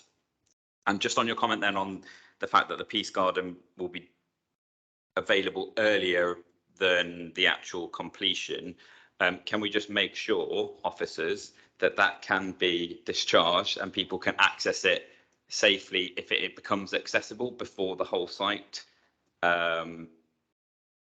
needs to be completed for that to be accessible, given other sites where that has been a problem? I'm sure you know what I'm referring to. So that one's for officers. The first two are for yourselves. So yeah, so to answer your first question, gas on site, what I'm referring to the fact that we have no gas or any use of fossil fuels on site.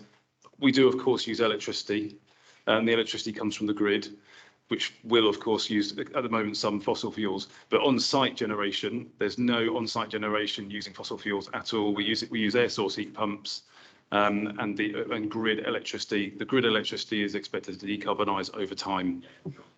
Yeah.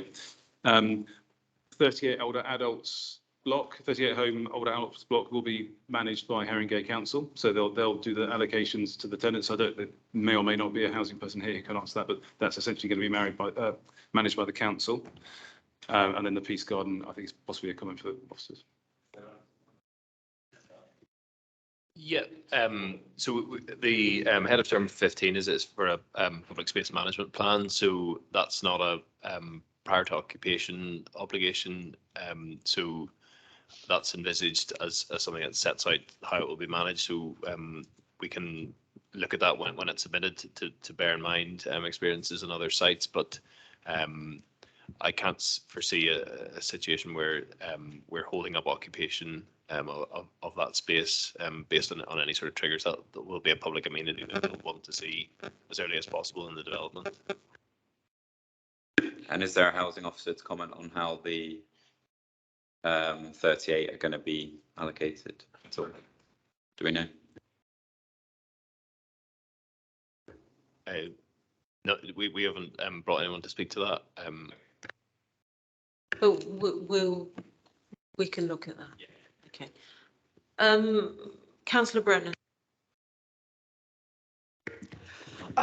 My query may have been answered, and it's just a bit of confusion really, because as I understood it, people were objecting, and they seemed to be thinking that, the sink land, with all the beautiful trees, was going to be removed, but maybe I'd misunderstood, because there's that lovely there's loads of trees there. It's really nice. They're staying. Yeah. So there's something else that's been removed that objectors didn't like. That I don't understand, obviously. Yes, I suppose I can't speak for objectors, but I am aware that there's quite a lot of information on the internet and comments, not all of which is entirely aligned with what we're doing. We're certainly not removing the sink. I can't speak for objectors as to what their kind of key things are. But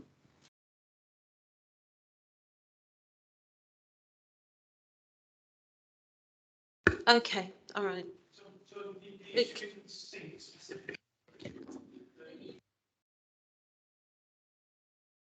So the issue is the connectivity to the sink. So there is currently a mature hedge which runs north-south along the entire site, which links the sink to Chestnuts Park.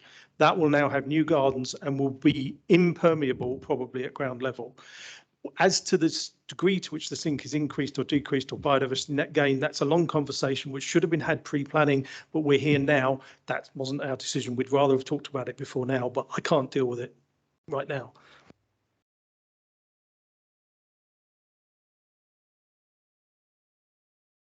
Could perhaps respond to some of that. One of the concerns is connectivity, as Russell said, north-south connecting the sink to the park.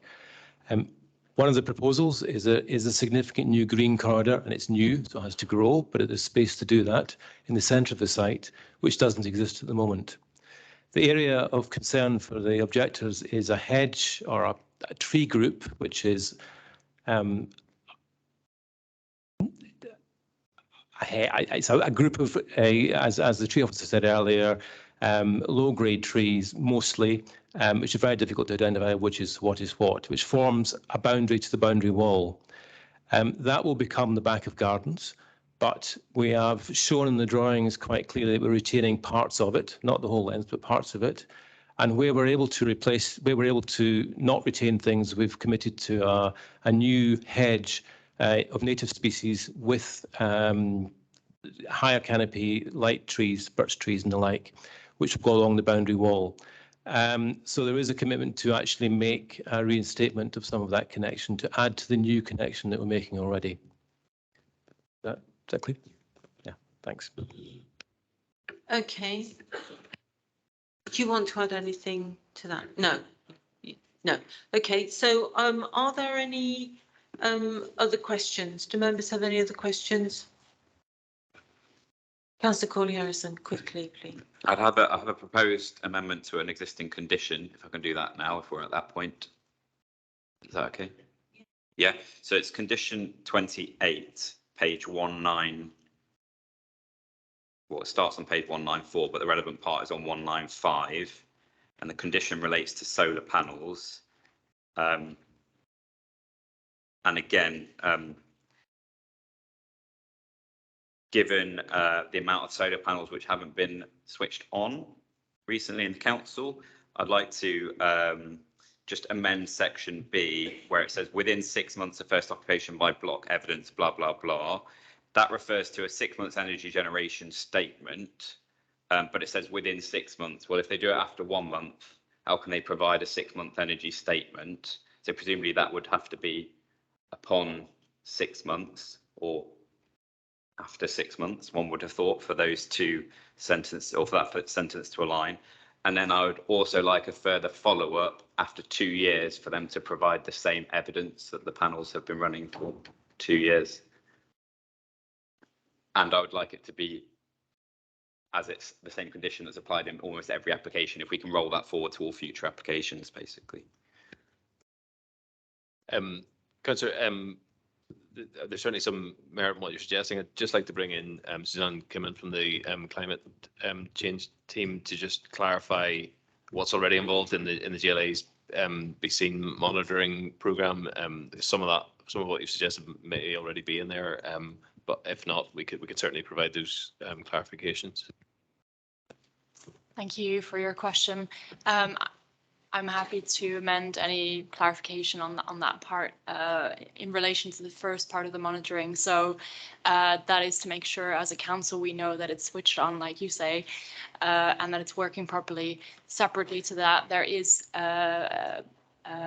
monitoring that will be happening on the energy generation of the solar panels, and that data will be sent to the GLA on regular occasions within 5 years of the end of the snagging period. I believe that's 1 year after the blocks have been completed, per block, that is.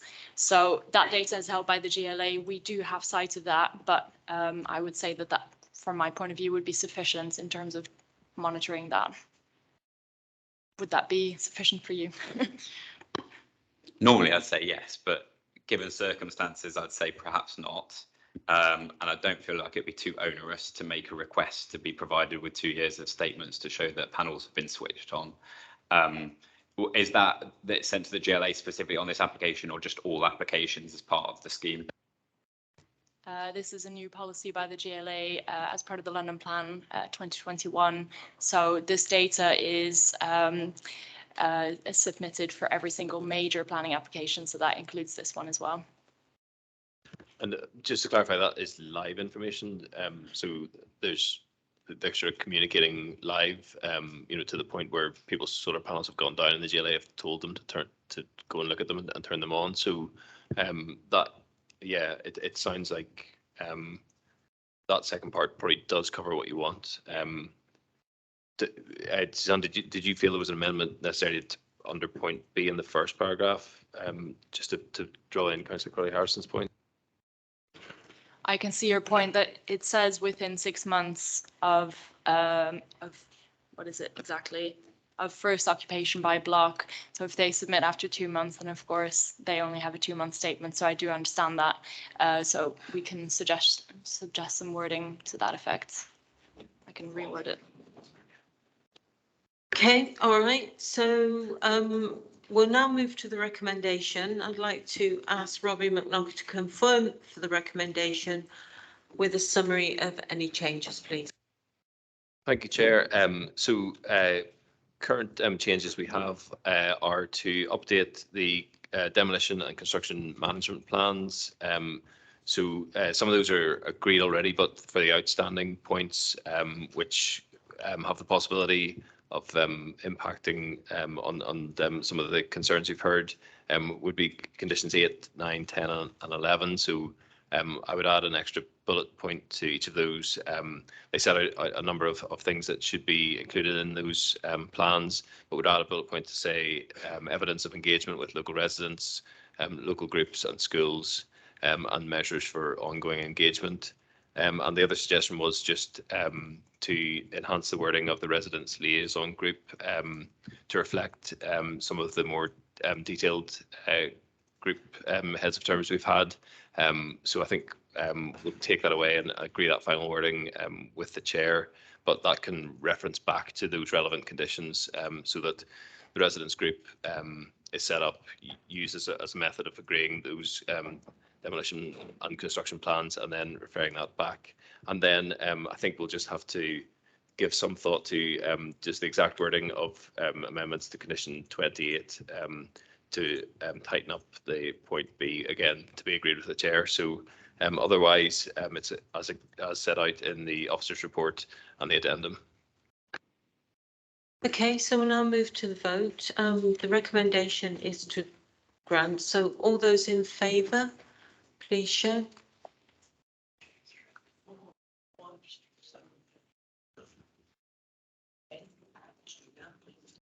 That's unanimous. So I don't have to ask any against, or that was unanimous. Okay. I do. Anyone opposed? Anyone against? No. Any abstentions? No. Okay. Thank you. Thank you very much. And thank you to everyone.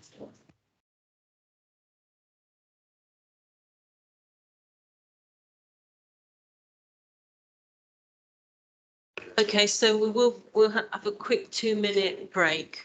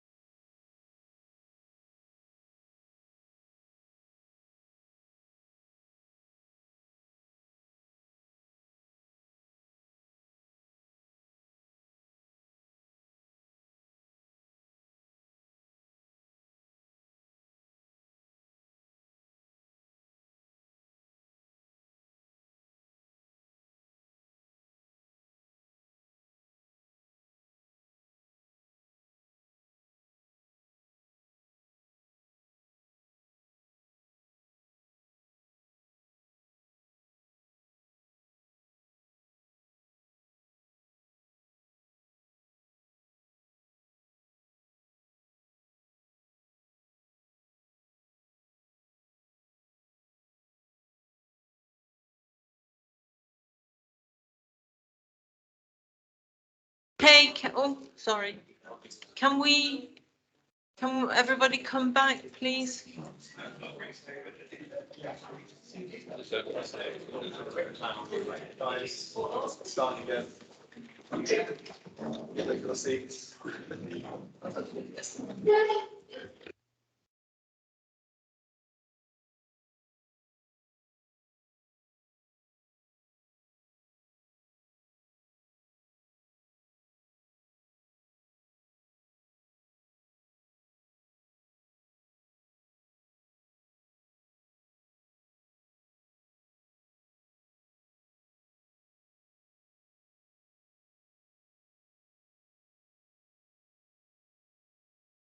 Do we know where councillor Brennan is?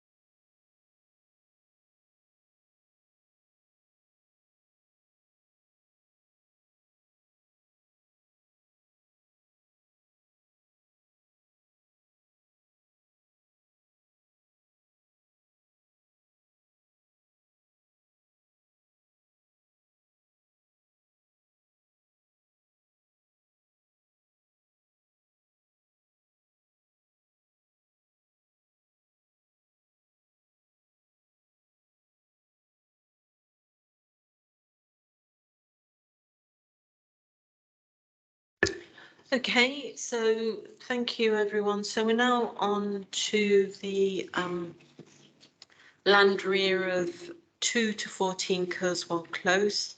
That's pages 1 to 100 in the pack. I won't read out the proposal, that's in the pack. The recommendation is to grant, and I'll hand over to the planning officer, Gareth Prosser, to introduce this application, please. Thank you and good evening. This application is located on land to the rear of 2 to 14 Kurzweil Close. It's for the redevelopment of an existing car park, commercial unit and open space at the junction of Kurzweil Close and St Anne's Road. The proposal is for 25 new council rent homes, an adult care hub, provision of associated amenity space, including new landscaping, refuse and recycling, a play space, cycle and wheelchair parking, and enhancement of the existing amenity space within the surrounding Kurzweil Close. In terms of the site location, it's located just outside the St Anne's Conservation Area, and it's within the Tottenham AAP designation. Tottenham High Road and Seven Sisters station is located just to the northeast. The site has a PTAL level of 4, which is good. It's a non-designated open space. As I said, there's an existing single-storey retail unit to the south of the site. The existing access is convoluted and unplanned and poorly legible, and there's currently antisocial behaviour problems on the site. Looking at the site, we're looking south here. To the north, the site is surrounded by the Kurzweil Estate, which is generally low-rise 2 to 3 storey development. There's the railway line lying to the south of the site, and it's bounded by St Anne's Road and Seven Sisters Road.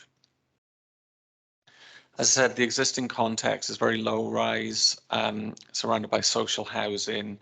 It's generally red brick 2-storey pitched roof rows of houses. The railway line is just to the south, which is raised over Seven Sisters Road. And the proposal centres around an existing car park, which is poorly maintained and underutilised. To the top right there, you can see the existing commercial building, which is also poorly maintained and is not currently in use.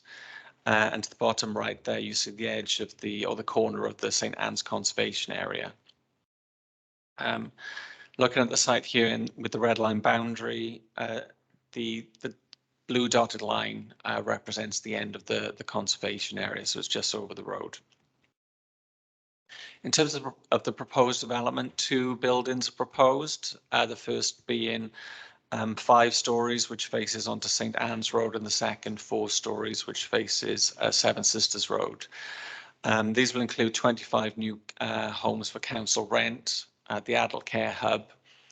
The surrounding and existing public realm will be rationalised and include new landscaping and amenity space, wheelchair parking, and cycle and refuse storage. The proposal has been reviewed by the Quality Review Panel to positive reviews. In terms of housing, accommodation, mix and tenure, there will be a 4-bed unit on the ground floor, also a 3-bed unit on the ground floor, and an additional 3-bed, 12 number 2-bedroom flats and 9 1-bedroom flats. As I said, all will be for council rent. All flats will have access to a private balcony and the ground floor communal space. In total, this provides 77 habitable rooms and 87 bed spaces. So in terms of the proposed site plan, you can see the 2 significant blocks. The larger of the 2, Block A here, is 5 stories, and as I said, faces St Anne's Road. The larger of the 2 blocks, in terms of size, in terms of footprint, faces onto Seven Sisters Road. This is the smaller of the 2 in terms of height. It's 4 stories. As you can see, it's centred around the central garden, which is the existing car park. Just to give a little bit more detail here, just bring your attention to the adult care hub, which is located on St Anne's Road at the front of the site. And you can see that the 2 blocks are centred around what is currently the existing car park, which will be a mix of shared surfacing and green space. This can also be accessed by the existing properties at Kirschwell on the left of the image here. So just to give an idea of the height and the difference between the 2 blocks, you can see the difference between the 5-storey and the 4-storey here. The existing trees to be retained along Seven Sisters and St Anne's Road. The proposal will be a brick, a darker brick in contrast with lighter brick bands. This also reflects the surrounding brick buildings and the banding across the Kerswell estate. And there's some proposed elevations from a different angle. So just to give an idea of how the proposal sits within its surrounds, this is the view looking from the nearby railway bridge.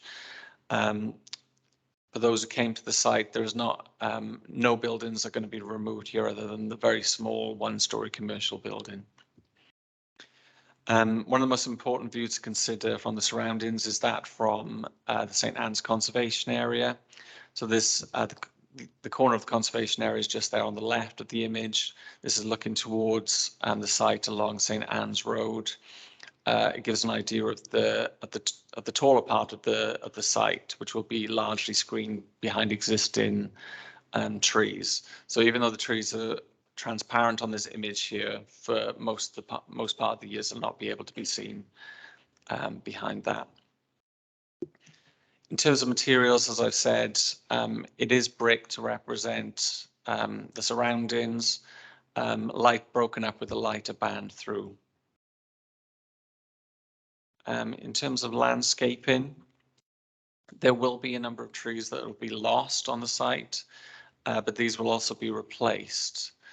with a net gain on site. So 8 trees are to be retained, 21 trees are to be removed, and 4 trees that are currently on the site, 4 birch trees, are to be relocated. In total, 23 new trees will be planted. This image gives is a view inside of the existing courtyard, the existing car park, what it'll look like after redevelopment. In terms of the proposed trees, there are variations in the number of trees. So there'll be 2 feature trees, which are thicker girth, 13 number courtyard trees, and 5 street trees in total. Additional trees will be added to other parts of the site too. So as well as additional trees on the site, the retention of some trees and the removal, there will be some additional ones beyond the site. In terms of the design, it's considered a high quality design with support from both the council's design officer and the council's conservation officer.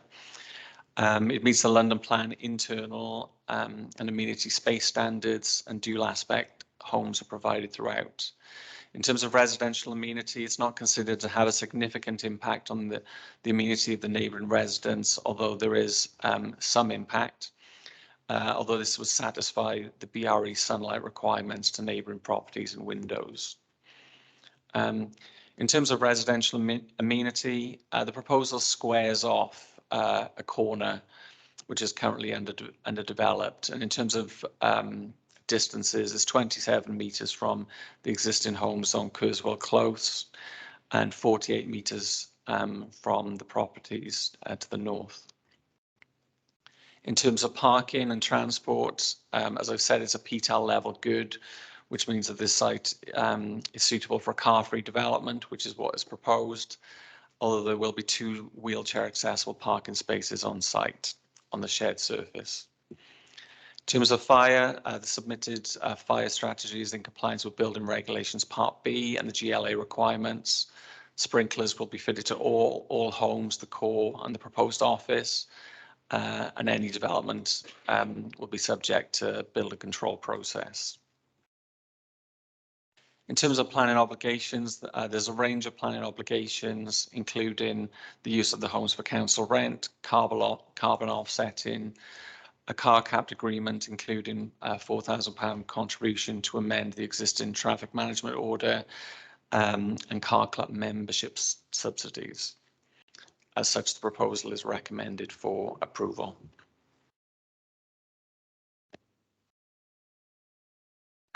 Councillor Say. I've only got a couple of queries. On page 23, at the bottom, 6.611, it says the Seven Sisters Road and St Anne's Road frontages will comprise of species-rich lawn and native shrub perennials, blah, blah, blah, blah, blah. Great thing about this wonderful gardens you're going to put in the front. Well, I'd like to know who's going to look after them, because my experience of Park Service is they cut the grass, they prune the shrubs sometimes. They are not gardeners, they clean and tidy. So what's the point of spending all this money doing this? And if you haven't got somebody who knows what they're doing, who can look after it. And my other point is on page 27, which I'd like this explained. As Block B does not incorporate a lift, not all the new homes meet the building regulation M4 2 step-free access standards for accessibility. However, all dwellings in this block and across the development have been laid out and designed to meet the accessibility and adaptability standards in all other respects. Well, what's the point if they are in Block B and you can't get in there because you're in a wheelchair? Oh. Thank you. Just in terms of the lift and in terms of wheelchair accessible units, there are 2 units that are located on the ground floor. I understand it's not a requirement to have a lift in all buildings. There is a lift in the larger building. I think Richard might be able to comment on that one. Well, yes, precisely as Gareth, you just said. Yeah, you're not required to provide planning policy does not require London planning policy does not require a lift to be provided for buildings of 4 stories and fewer. So it's 3 stories of staircase is considered acceptable to walk up for, not able-bodied and ambulant, somewhat disabled people can usually walk up those stairs. The stairs will be broad enough and have good handrails so people can walk up them.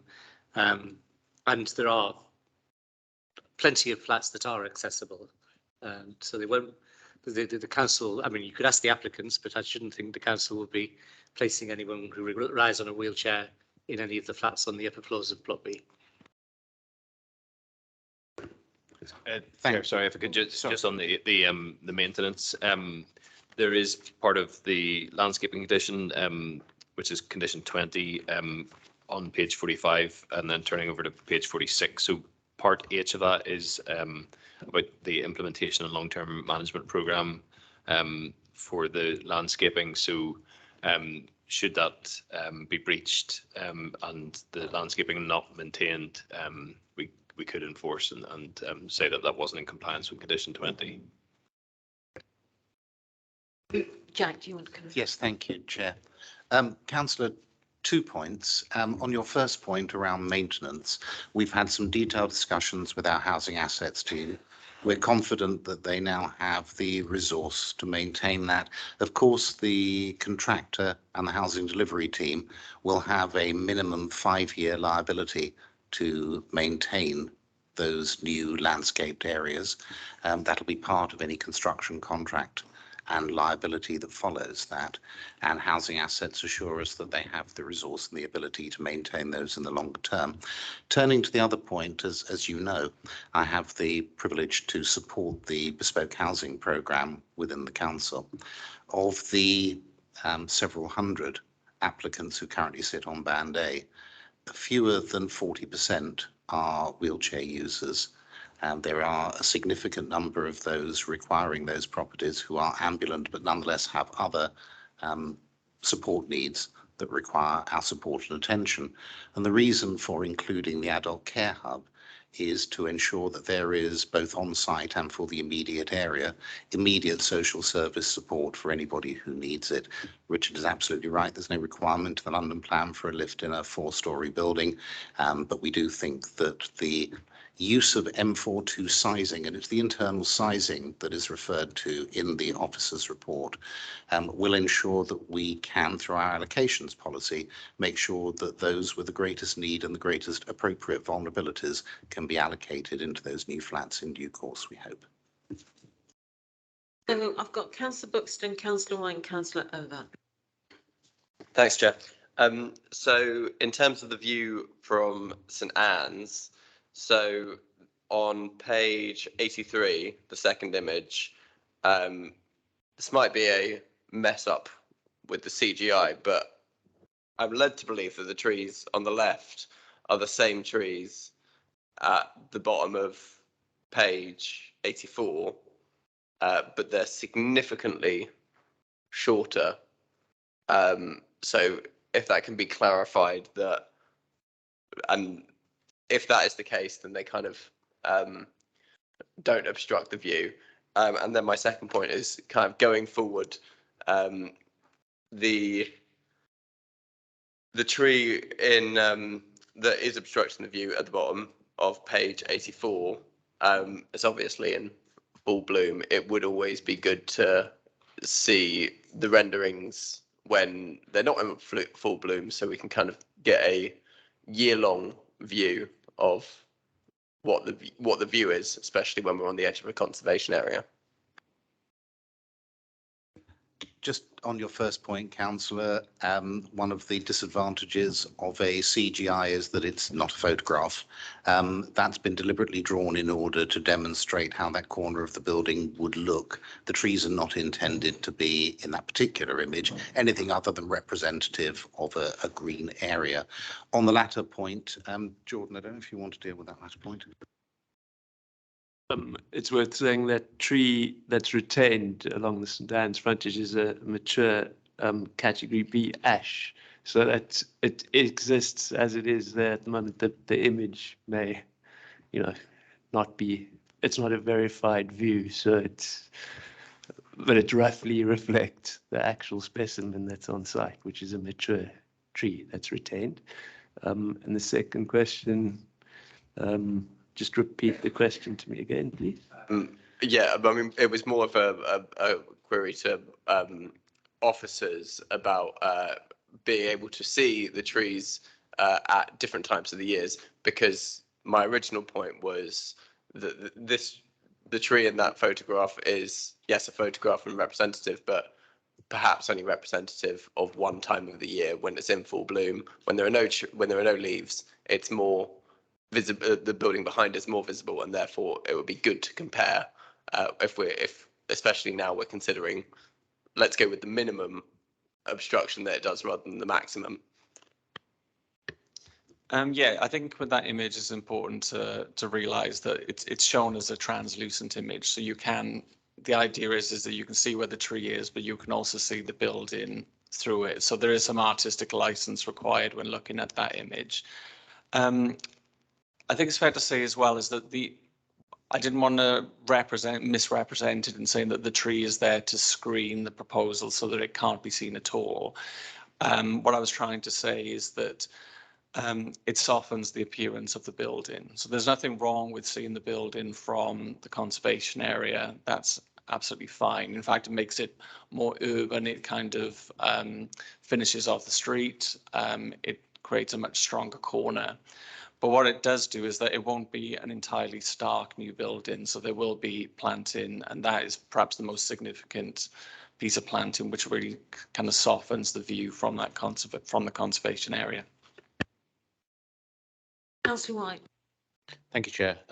Yeah, so obviously this is a proposal for 25 new council rent homes, and as was clarified previously, in planning terms, council rent refers to formula rent. So it's really great to see proposals coming forward for the lowest possible rent homes that our residents really need. But I just wanted to ask officers, in light of Councillor Gordon's comments at the Cabinet meeting a few weeks ago about the challenges that are facing the housing building programme in the current economic climate and materials costs and the cost of borrowing, presumably the calculations about the viability of this development have been done on the basis of formula rent. So can we as a committee be confident that in the current economic climate this development is viable as it's set out in the report? Thanks. I'm always conscious of answering a question about the current economic climate because it may well have changed since we started the meeting an hour or two ago. The scheme is conceived as a scheme for social rent. I have no instructions and no indication from anyone that it should be anything other than that. It is conditioned to that effect, and that's certainly the basis on which we're taking it forward and the basis on which we're asking for consent this evening. Apologies. So conditioned on social rent. Could I just get some on council rent? Yeah.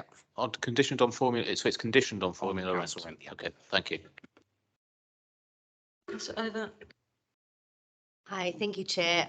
One of my questions was already queried by Councillor Buxton about the tree coverage, but on the point of the lifts that Councillor Say had raised, I understand that residents will be allocated according to their needs, and there's no requirement for a lift for residential blocks under 5 stories. However, from experience, there have been cases where residents are within a flat and then they develop health conditions which affects their mobility. And I kind of am concerned about there being a lack of foresight of these type of issues developing in future. So I would have thought there may have been some kind of adaptations or lifts in place in case those type of issues arose in future. So I just wanted to get your comments on that. Thank you, Chair. Of course, there are circumstances, sadly, in which people's conditions change and mobility concerns arise. We are across the delivery programme creating something close to 13% of our stock as fully accessible and adaptable, and a further something just over 70% as fully accessible. So in circumstances in which a tenant acquires a mobility impairment, the council is better set than most authorities to be able to offer suitably accessible accommodation. And of course, having the adult care hub close by means that the best possible care can be delivered in the intervening period. I hear the comments both from Councillor Say and from yourself, and I think, if I may, I'd like to take those back to the senior management team and the housing delivery team so that we can respond to you more formally on the broader programme and other sites that you may have for consideration in the future.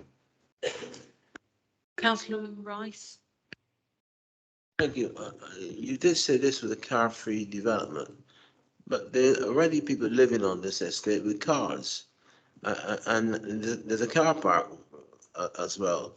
I don't understand how you can achieve that. How can you have people who have cars have a number of years, and now you have another development coming? You say that this must be car-free development. How can it be? So Transportation looked at the proposal and they looked at the existing car park on site, and it's very poorly utilised.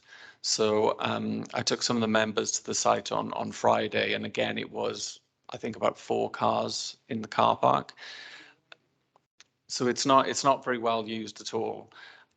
What Transportation have said is that in the surrounding estate and the surrounding streets, while some people have cars, there isn't a high level of car ownership.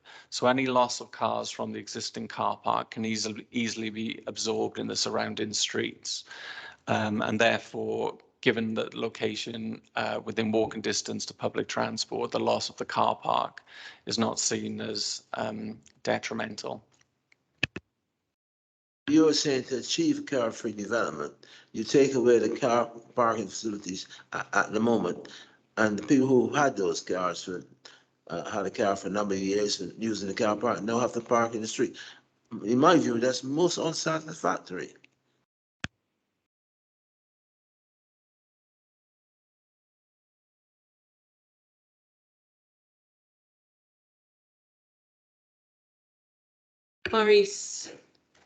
Maurice, can you come in on this one, please?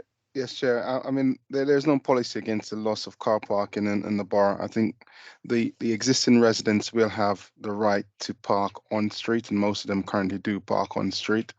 I think the car-free restriction only applies to the new residents. And there's 2 disabled car parking provided on site. This application is no different from all applications that we've brought to committee before on council housing site, where parking is underutilized on car parking site and it's been transferred over to housing. So I repeat, there is no restriction on the existing residents' ability to park on street.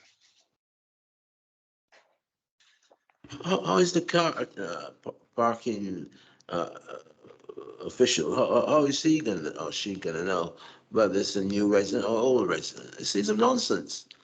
If I may, Chair. So as part of every single development that we do, we have an agreement, and this agreement is sent to our parking team with all the new addresses that the car-free restrictions apply to. So everybody who currently has an address will still be able to apply for on-street parking permit. The restriction will only apply to the new residents. It's no different from any other new development that we build in the borough, where we have a list of those new addresses which the car-free applies to.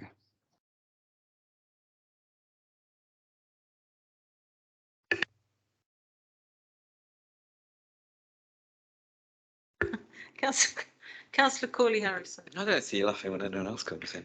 Chair? For just 3 questions, don't worry. Yeah. None are on parking.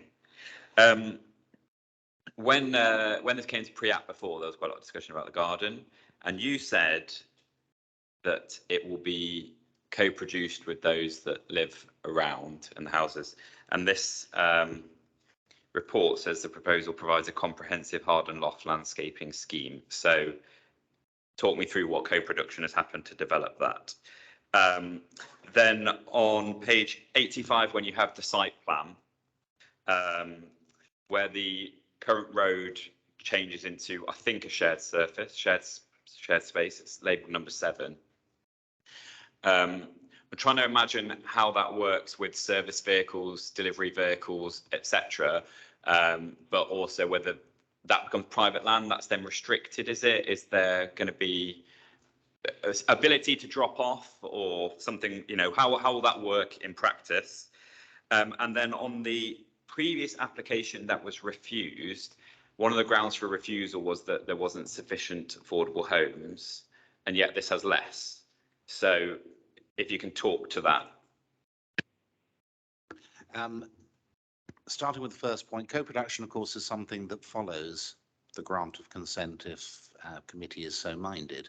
We have had a number of both virtual and in-person discussions with interested parties, and there are not very many in the local area, as you'll have seen from the response to the planning consultation. We had a stall set up in the car park for a couple of days. Didn't attract a great deal, unfortunately, of local interest, but I think in circumstances in which committee are minded to grant consent tonight, we will redouble our efforts. We have already drafted some communications that invite co-production opportunities and ideas from residents within the estate. And it's particularly pertinent because some of the planting will occur on areas that are extremely bare and exposed within the estate itself. I was part of a walk and ward members and others a couple of months ago. And certainly there are some residents within the estate who have rightly strong views on how those spaces should be used, and will be encouraging those views as part of a general co-production process. I'm going to let Jordan discuss the shared surface, if I may. Yes, so we took great care to sort of think about the nature of that central space. It's no question that it needs to provide service access because of the nature of the busy road to the perimeter along the south and the east. So it's actually gated at the entrance of Kerswell. It's a shared surface. There will be sort of bollarding and sort of measures in place to ensure safety, but there's very limited movements of service vehicles through there, you know, weekly refuse collection, hopefully not emergency vehicles unless the need arises. And the idea was to maximize the extent of the garden and the impression of space and green and amenity, and sort of incidentally introduce the service access. I think that's probably for you. Yes, Chair, I'll just take the question on the affordable housing.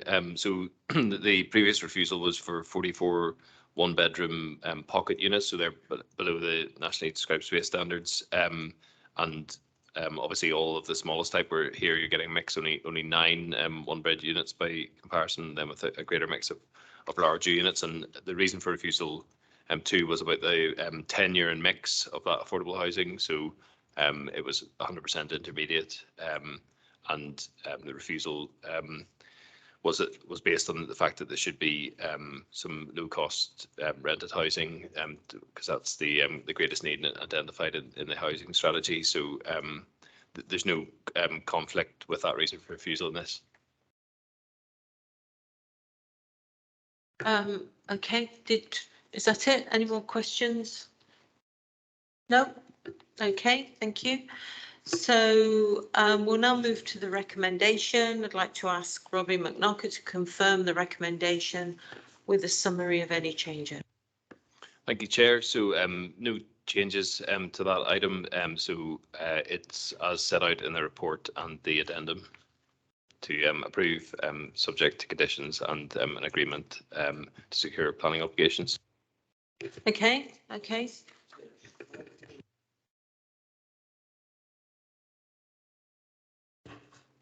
I'd like to propose that the car-free development proposal be removed from the proposal. Okay, is there a seconder for that? No. Okay, all right. So we will move then to the vote. So all those in favour, please show.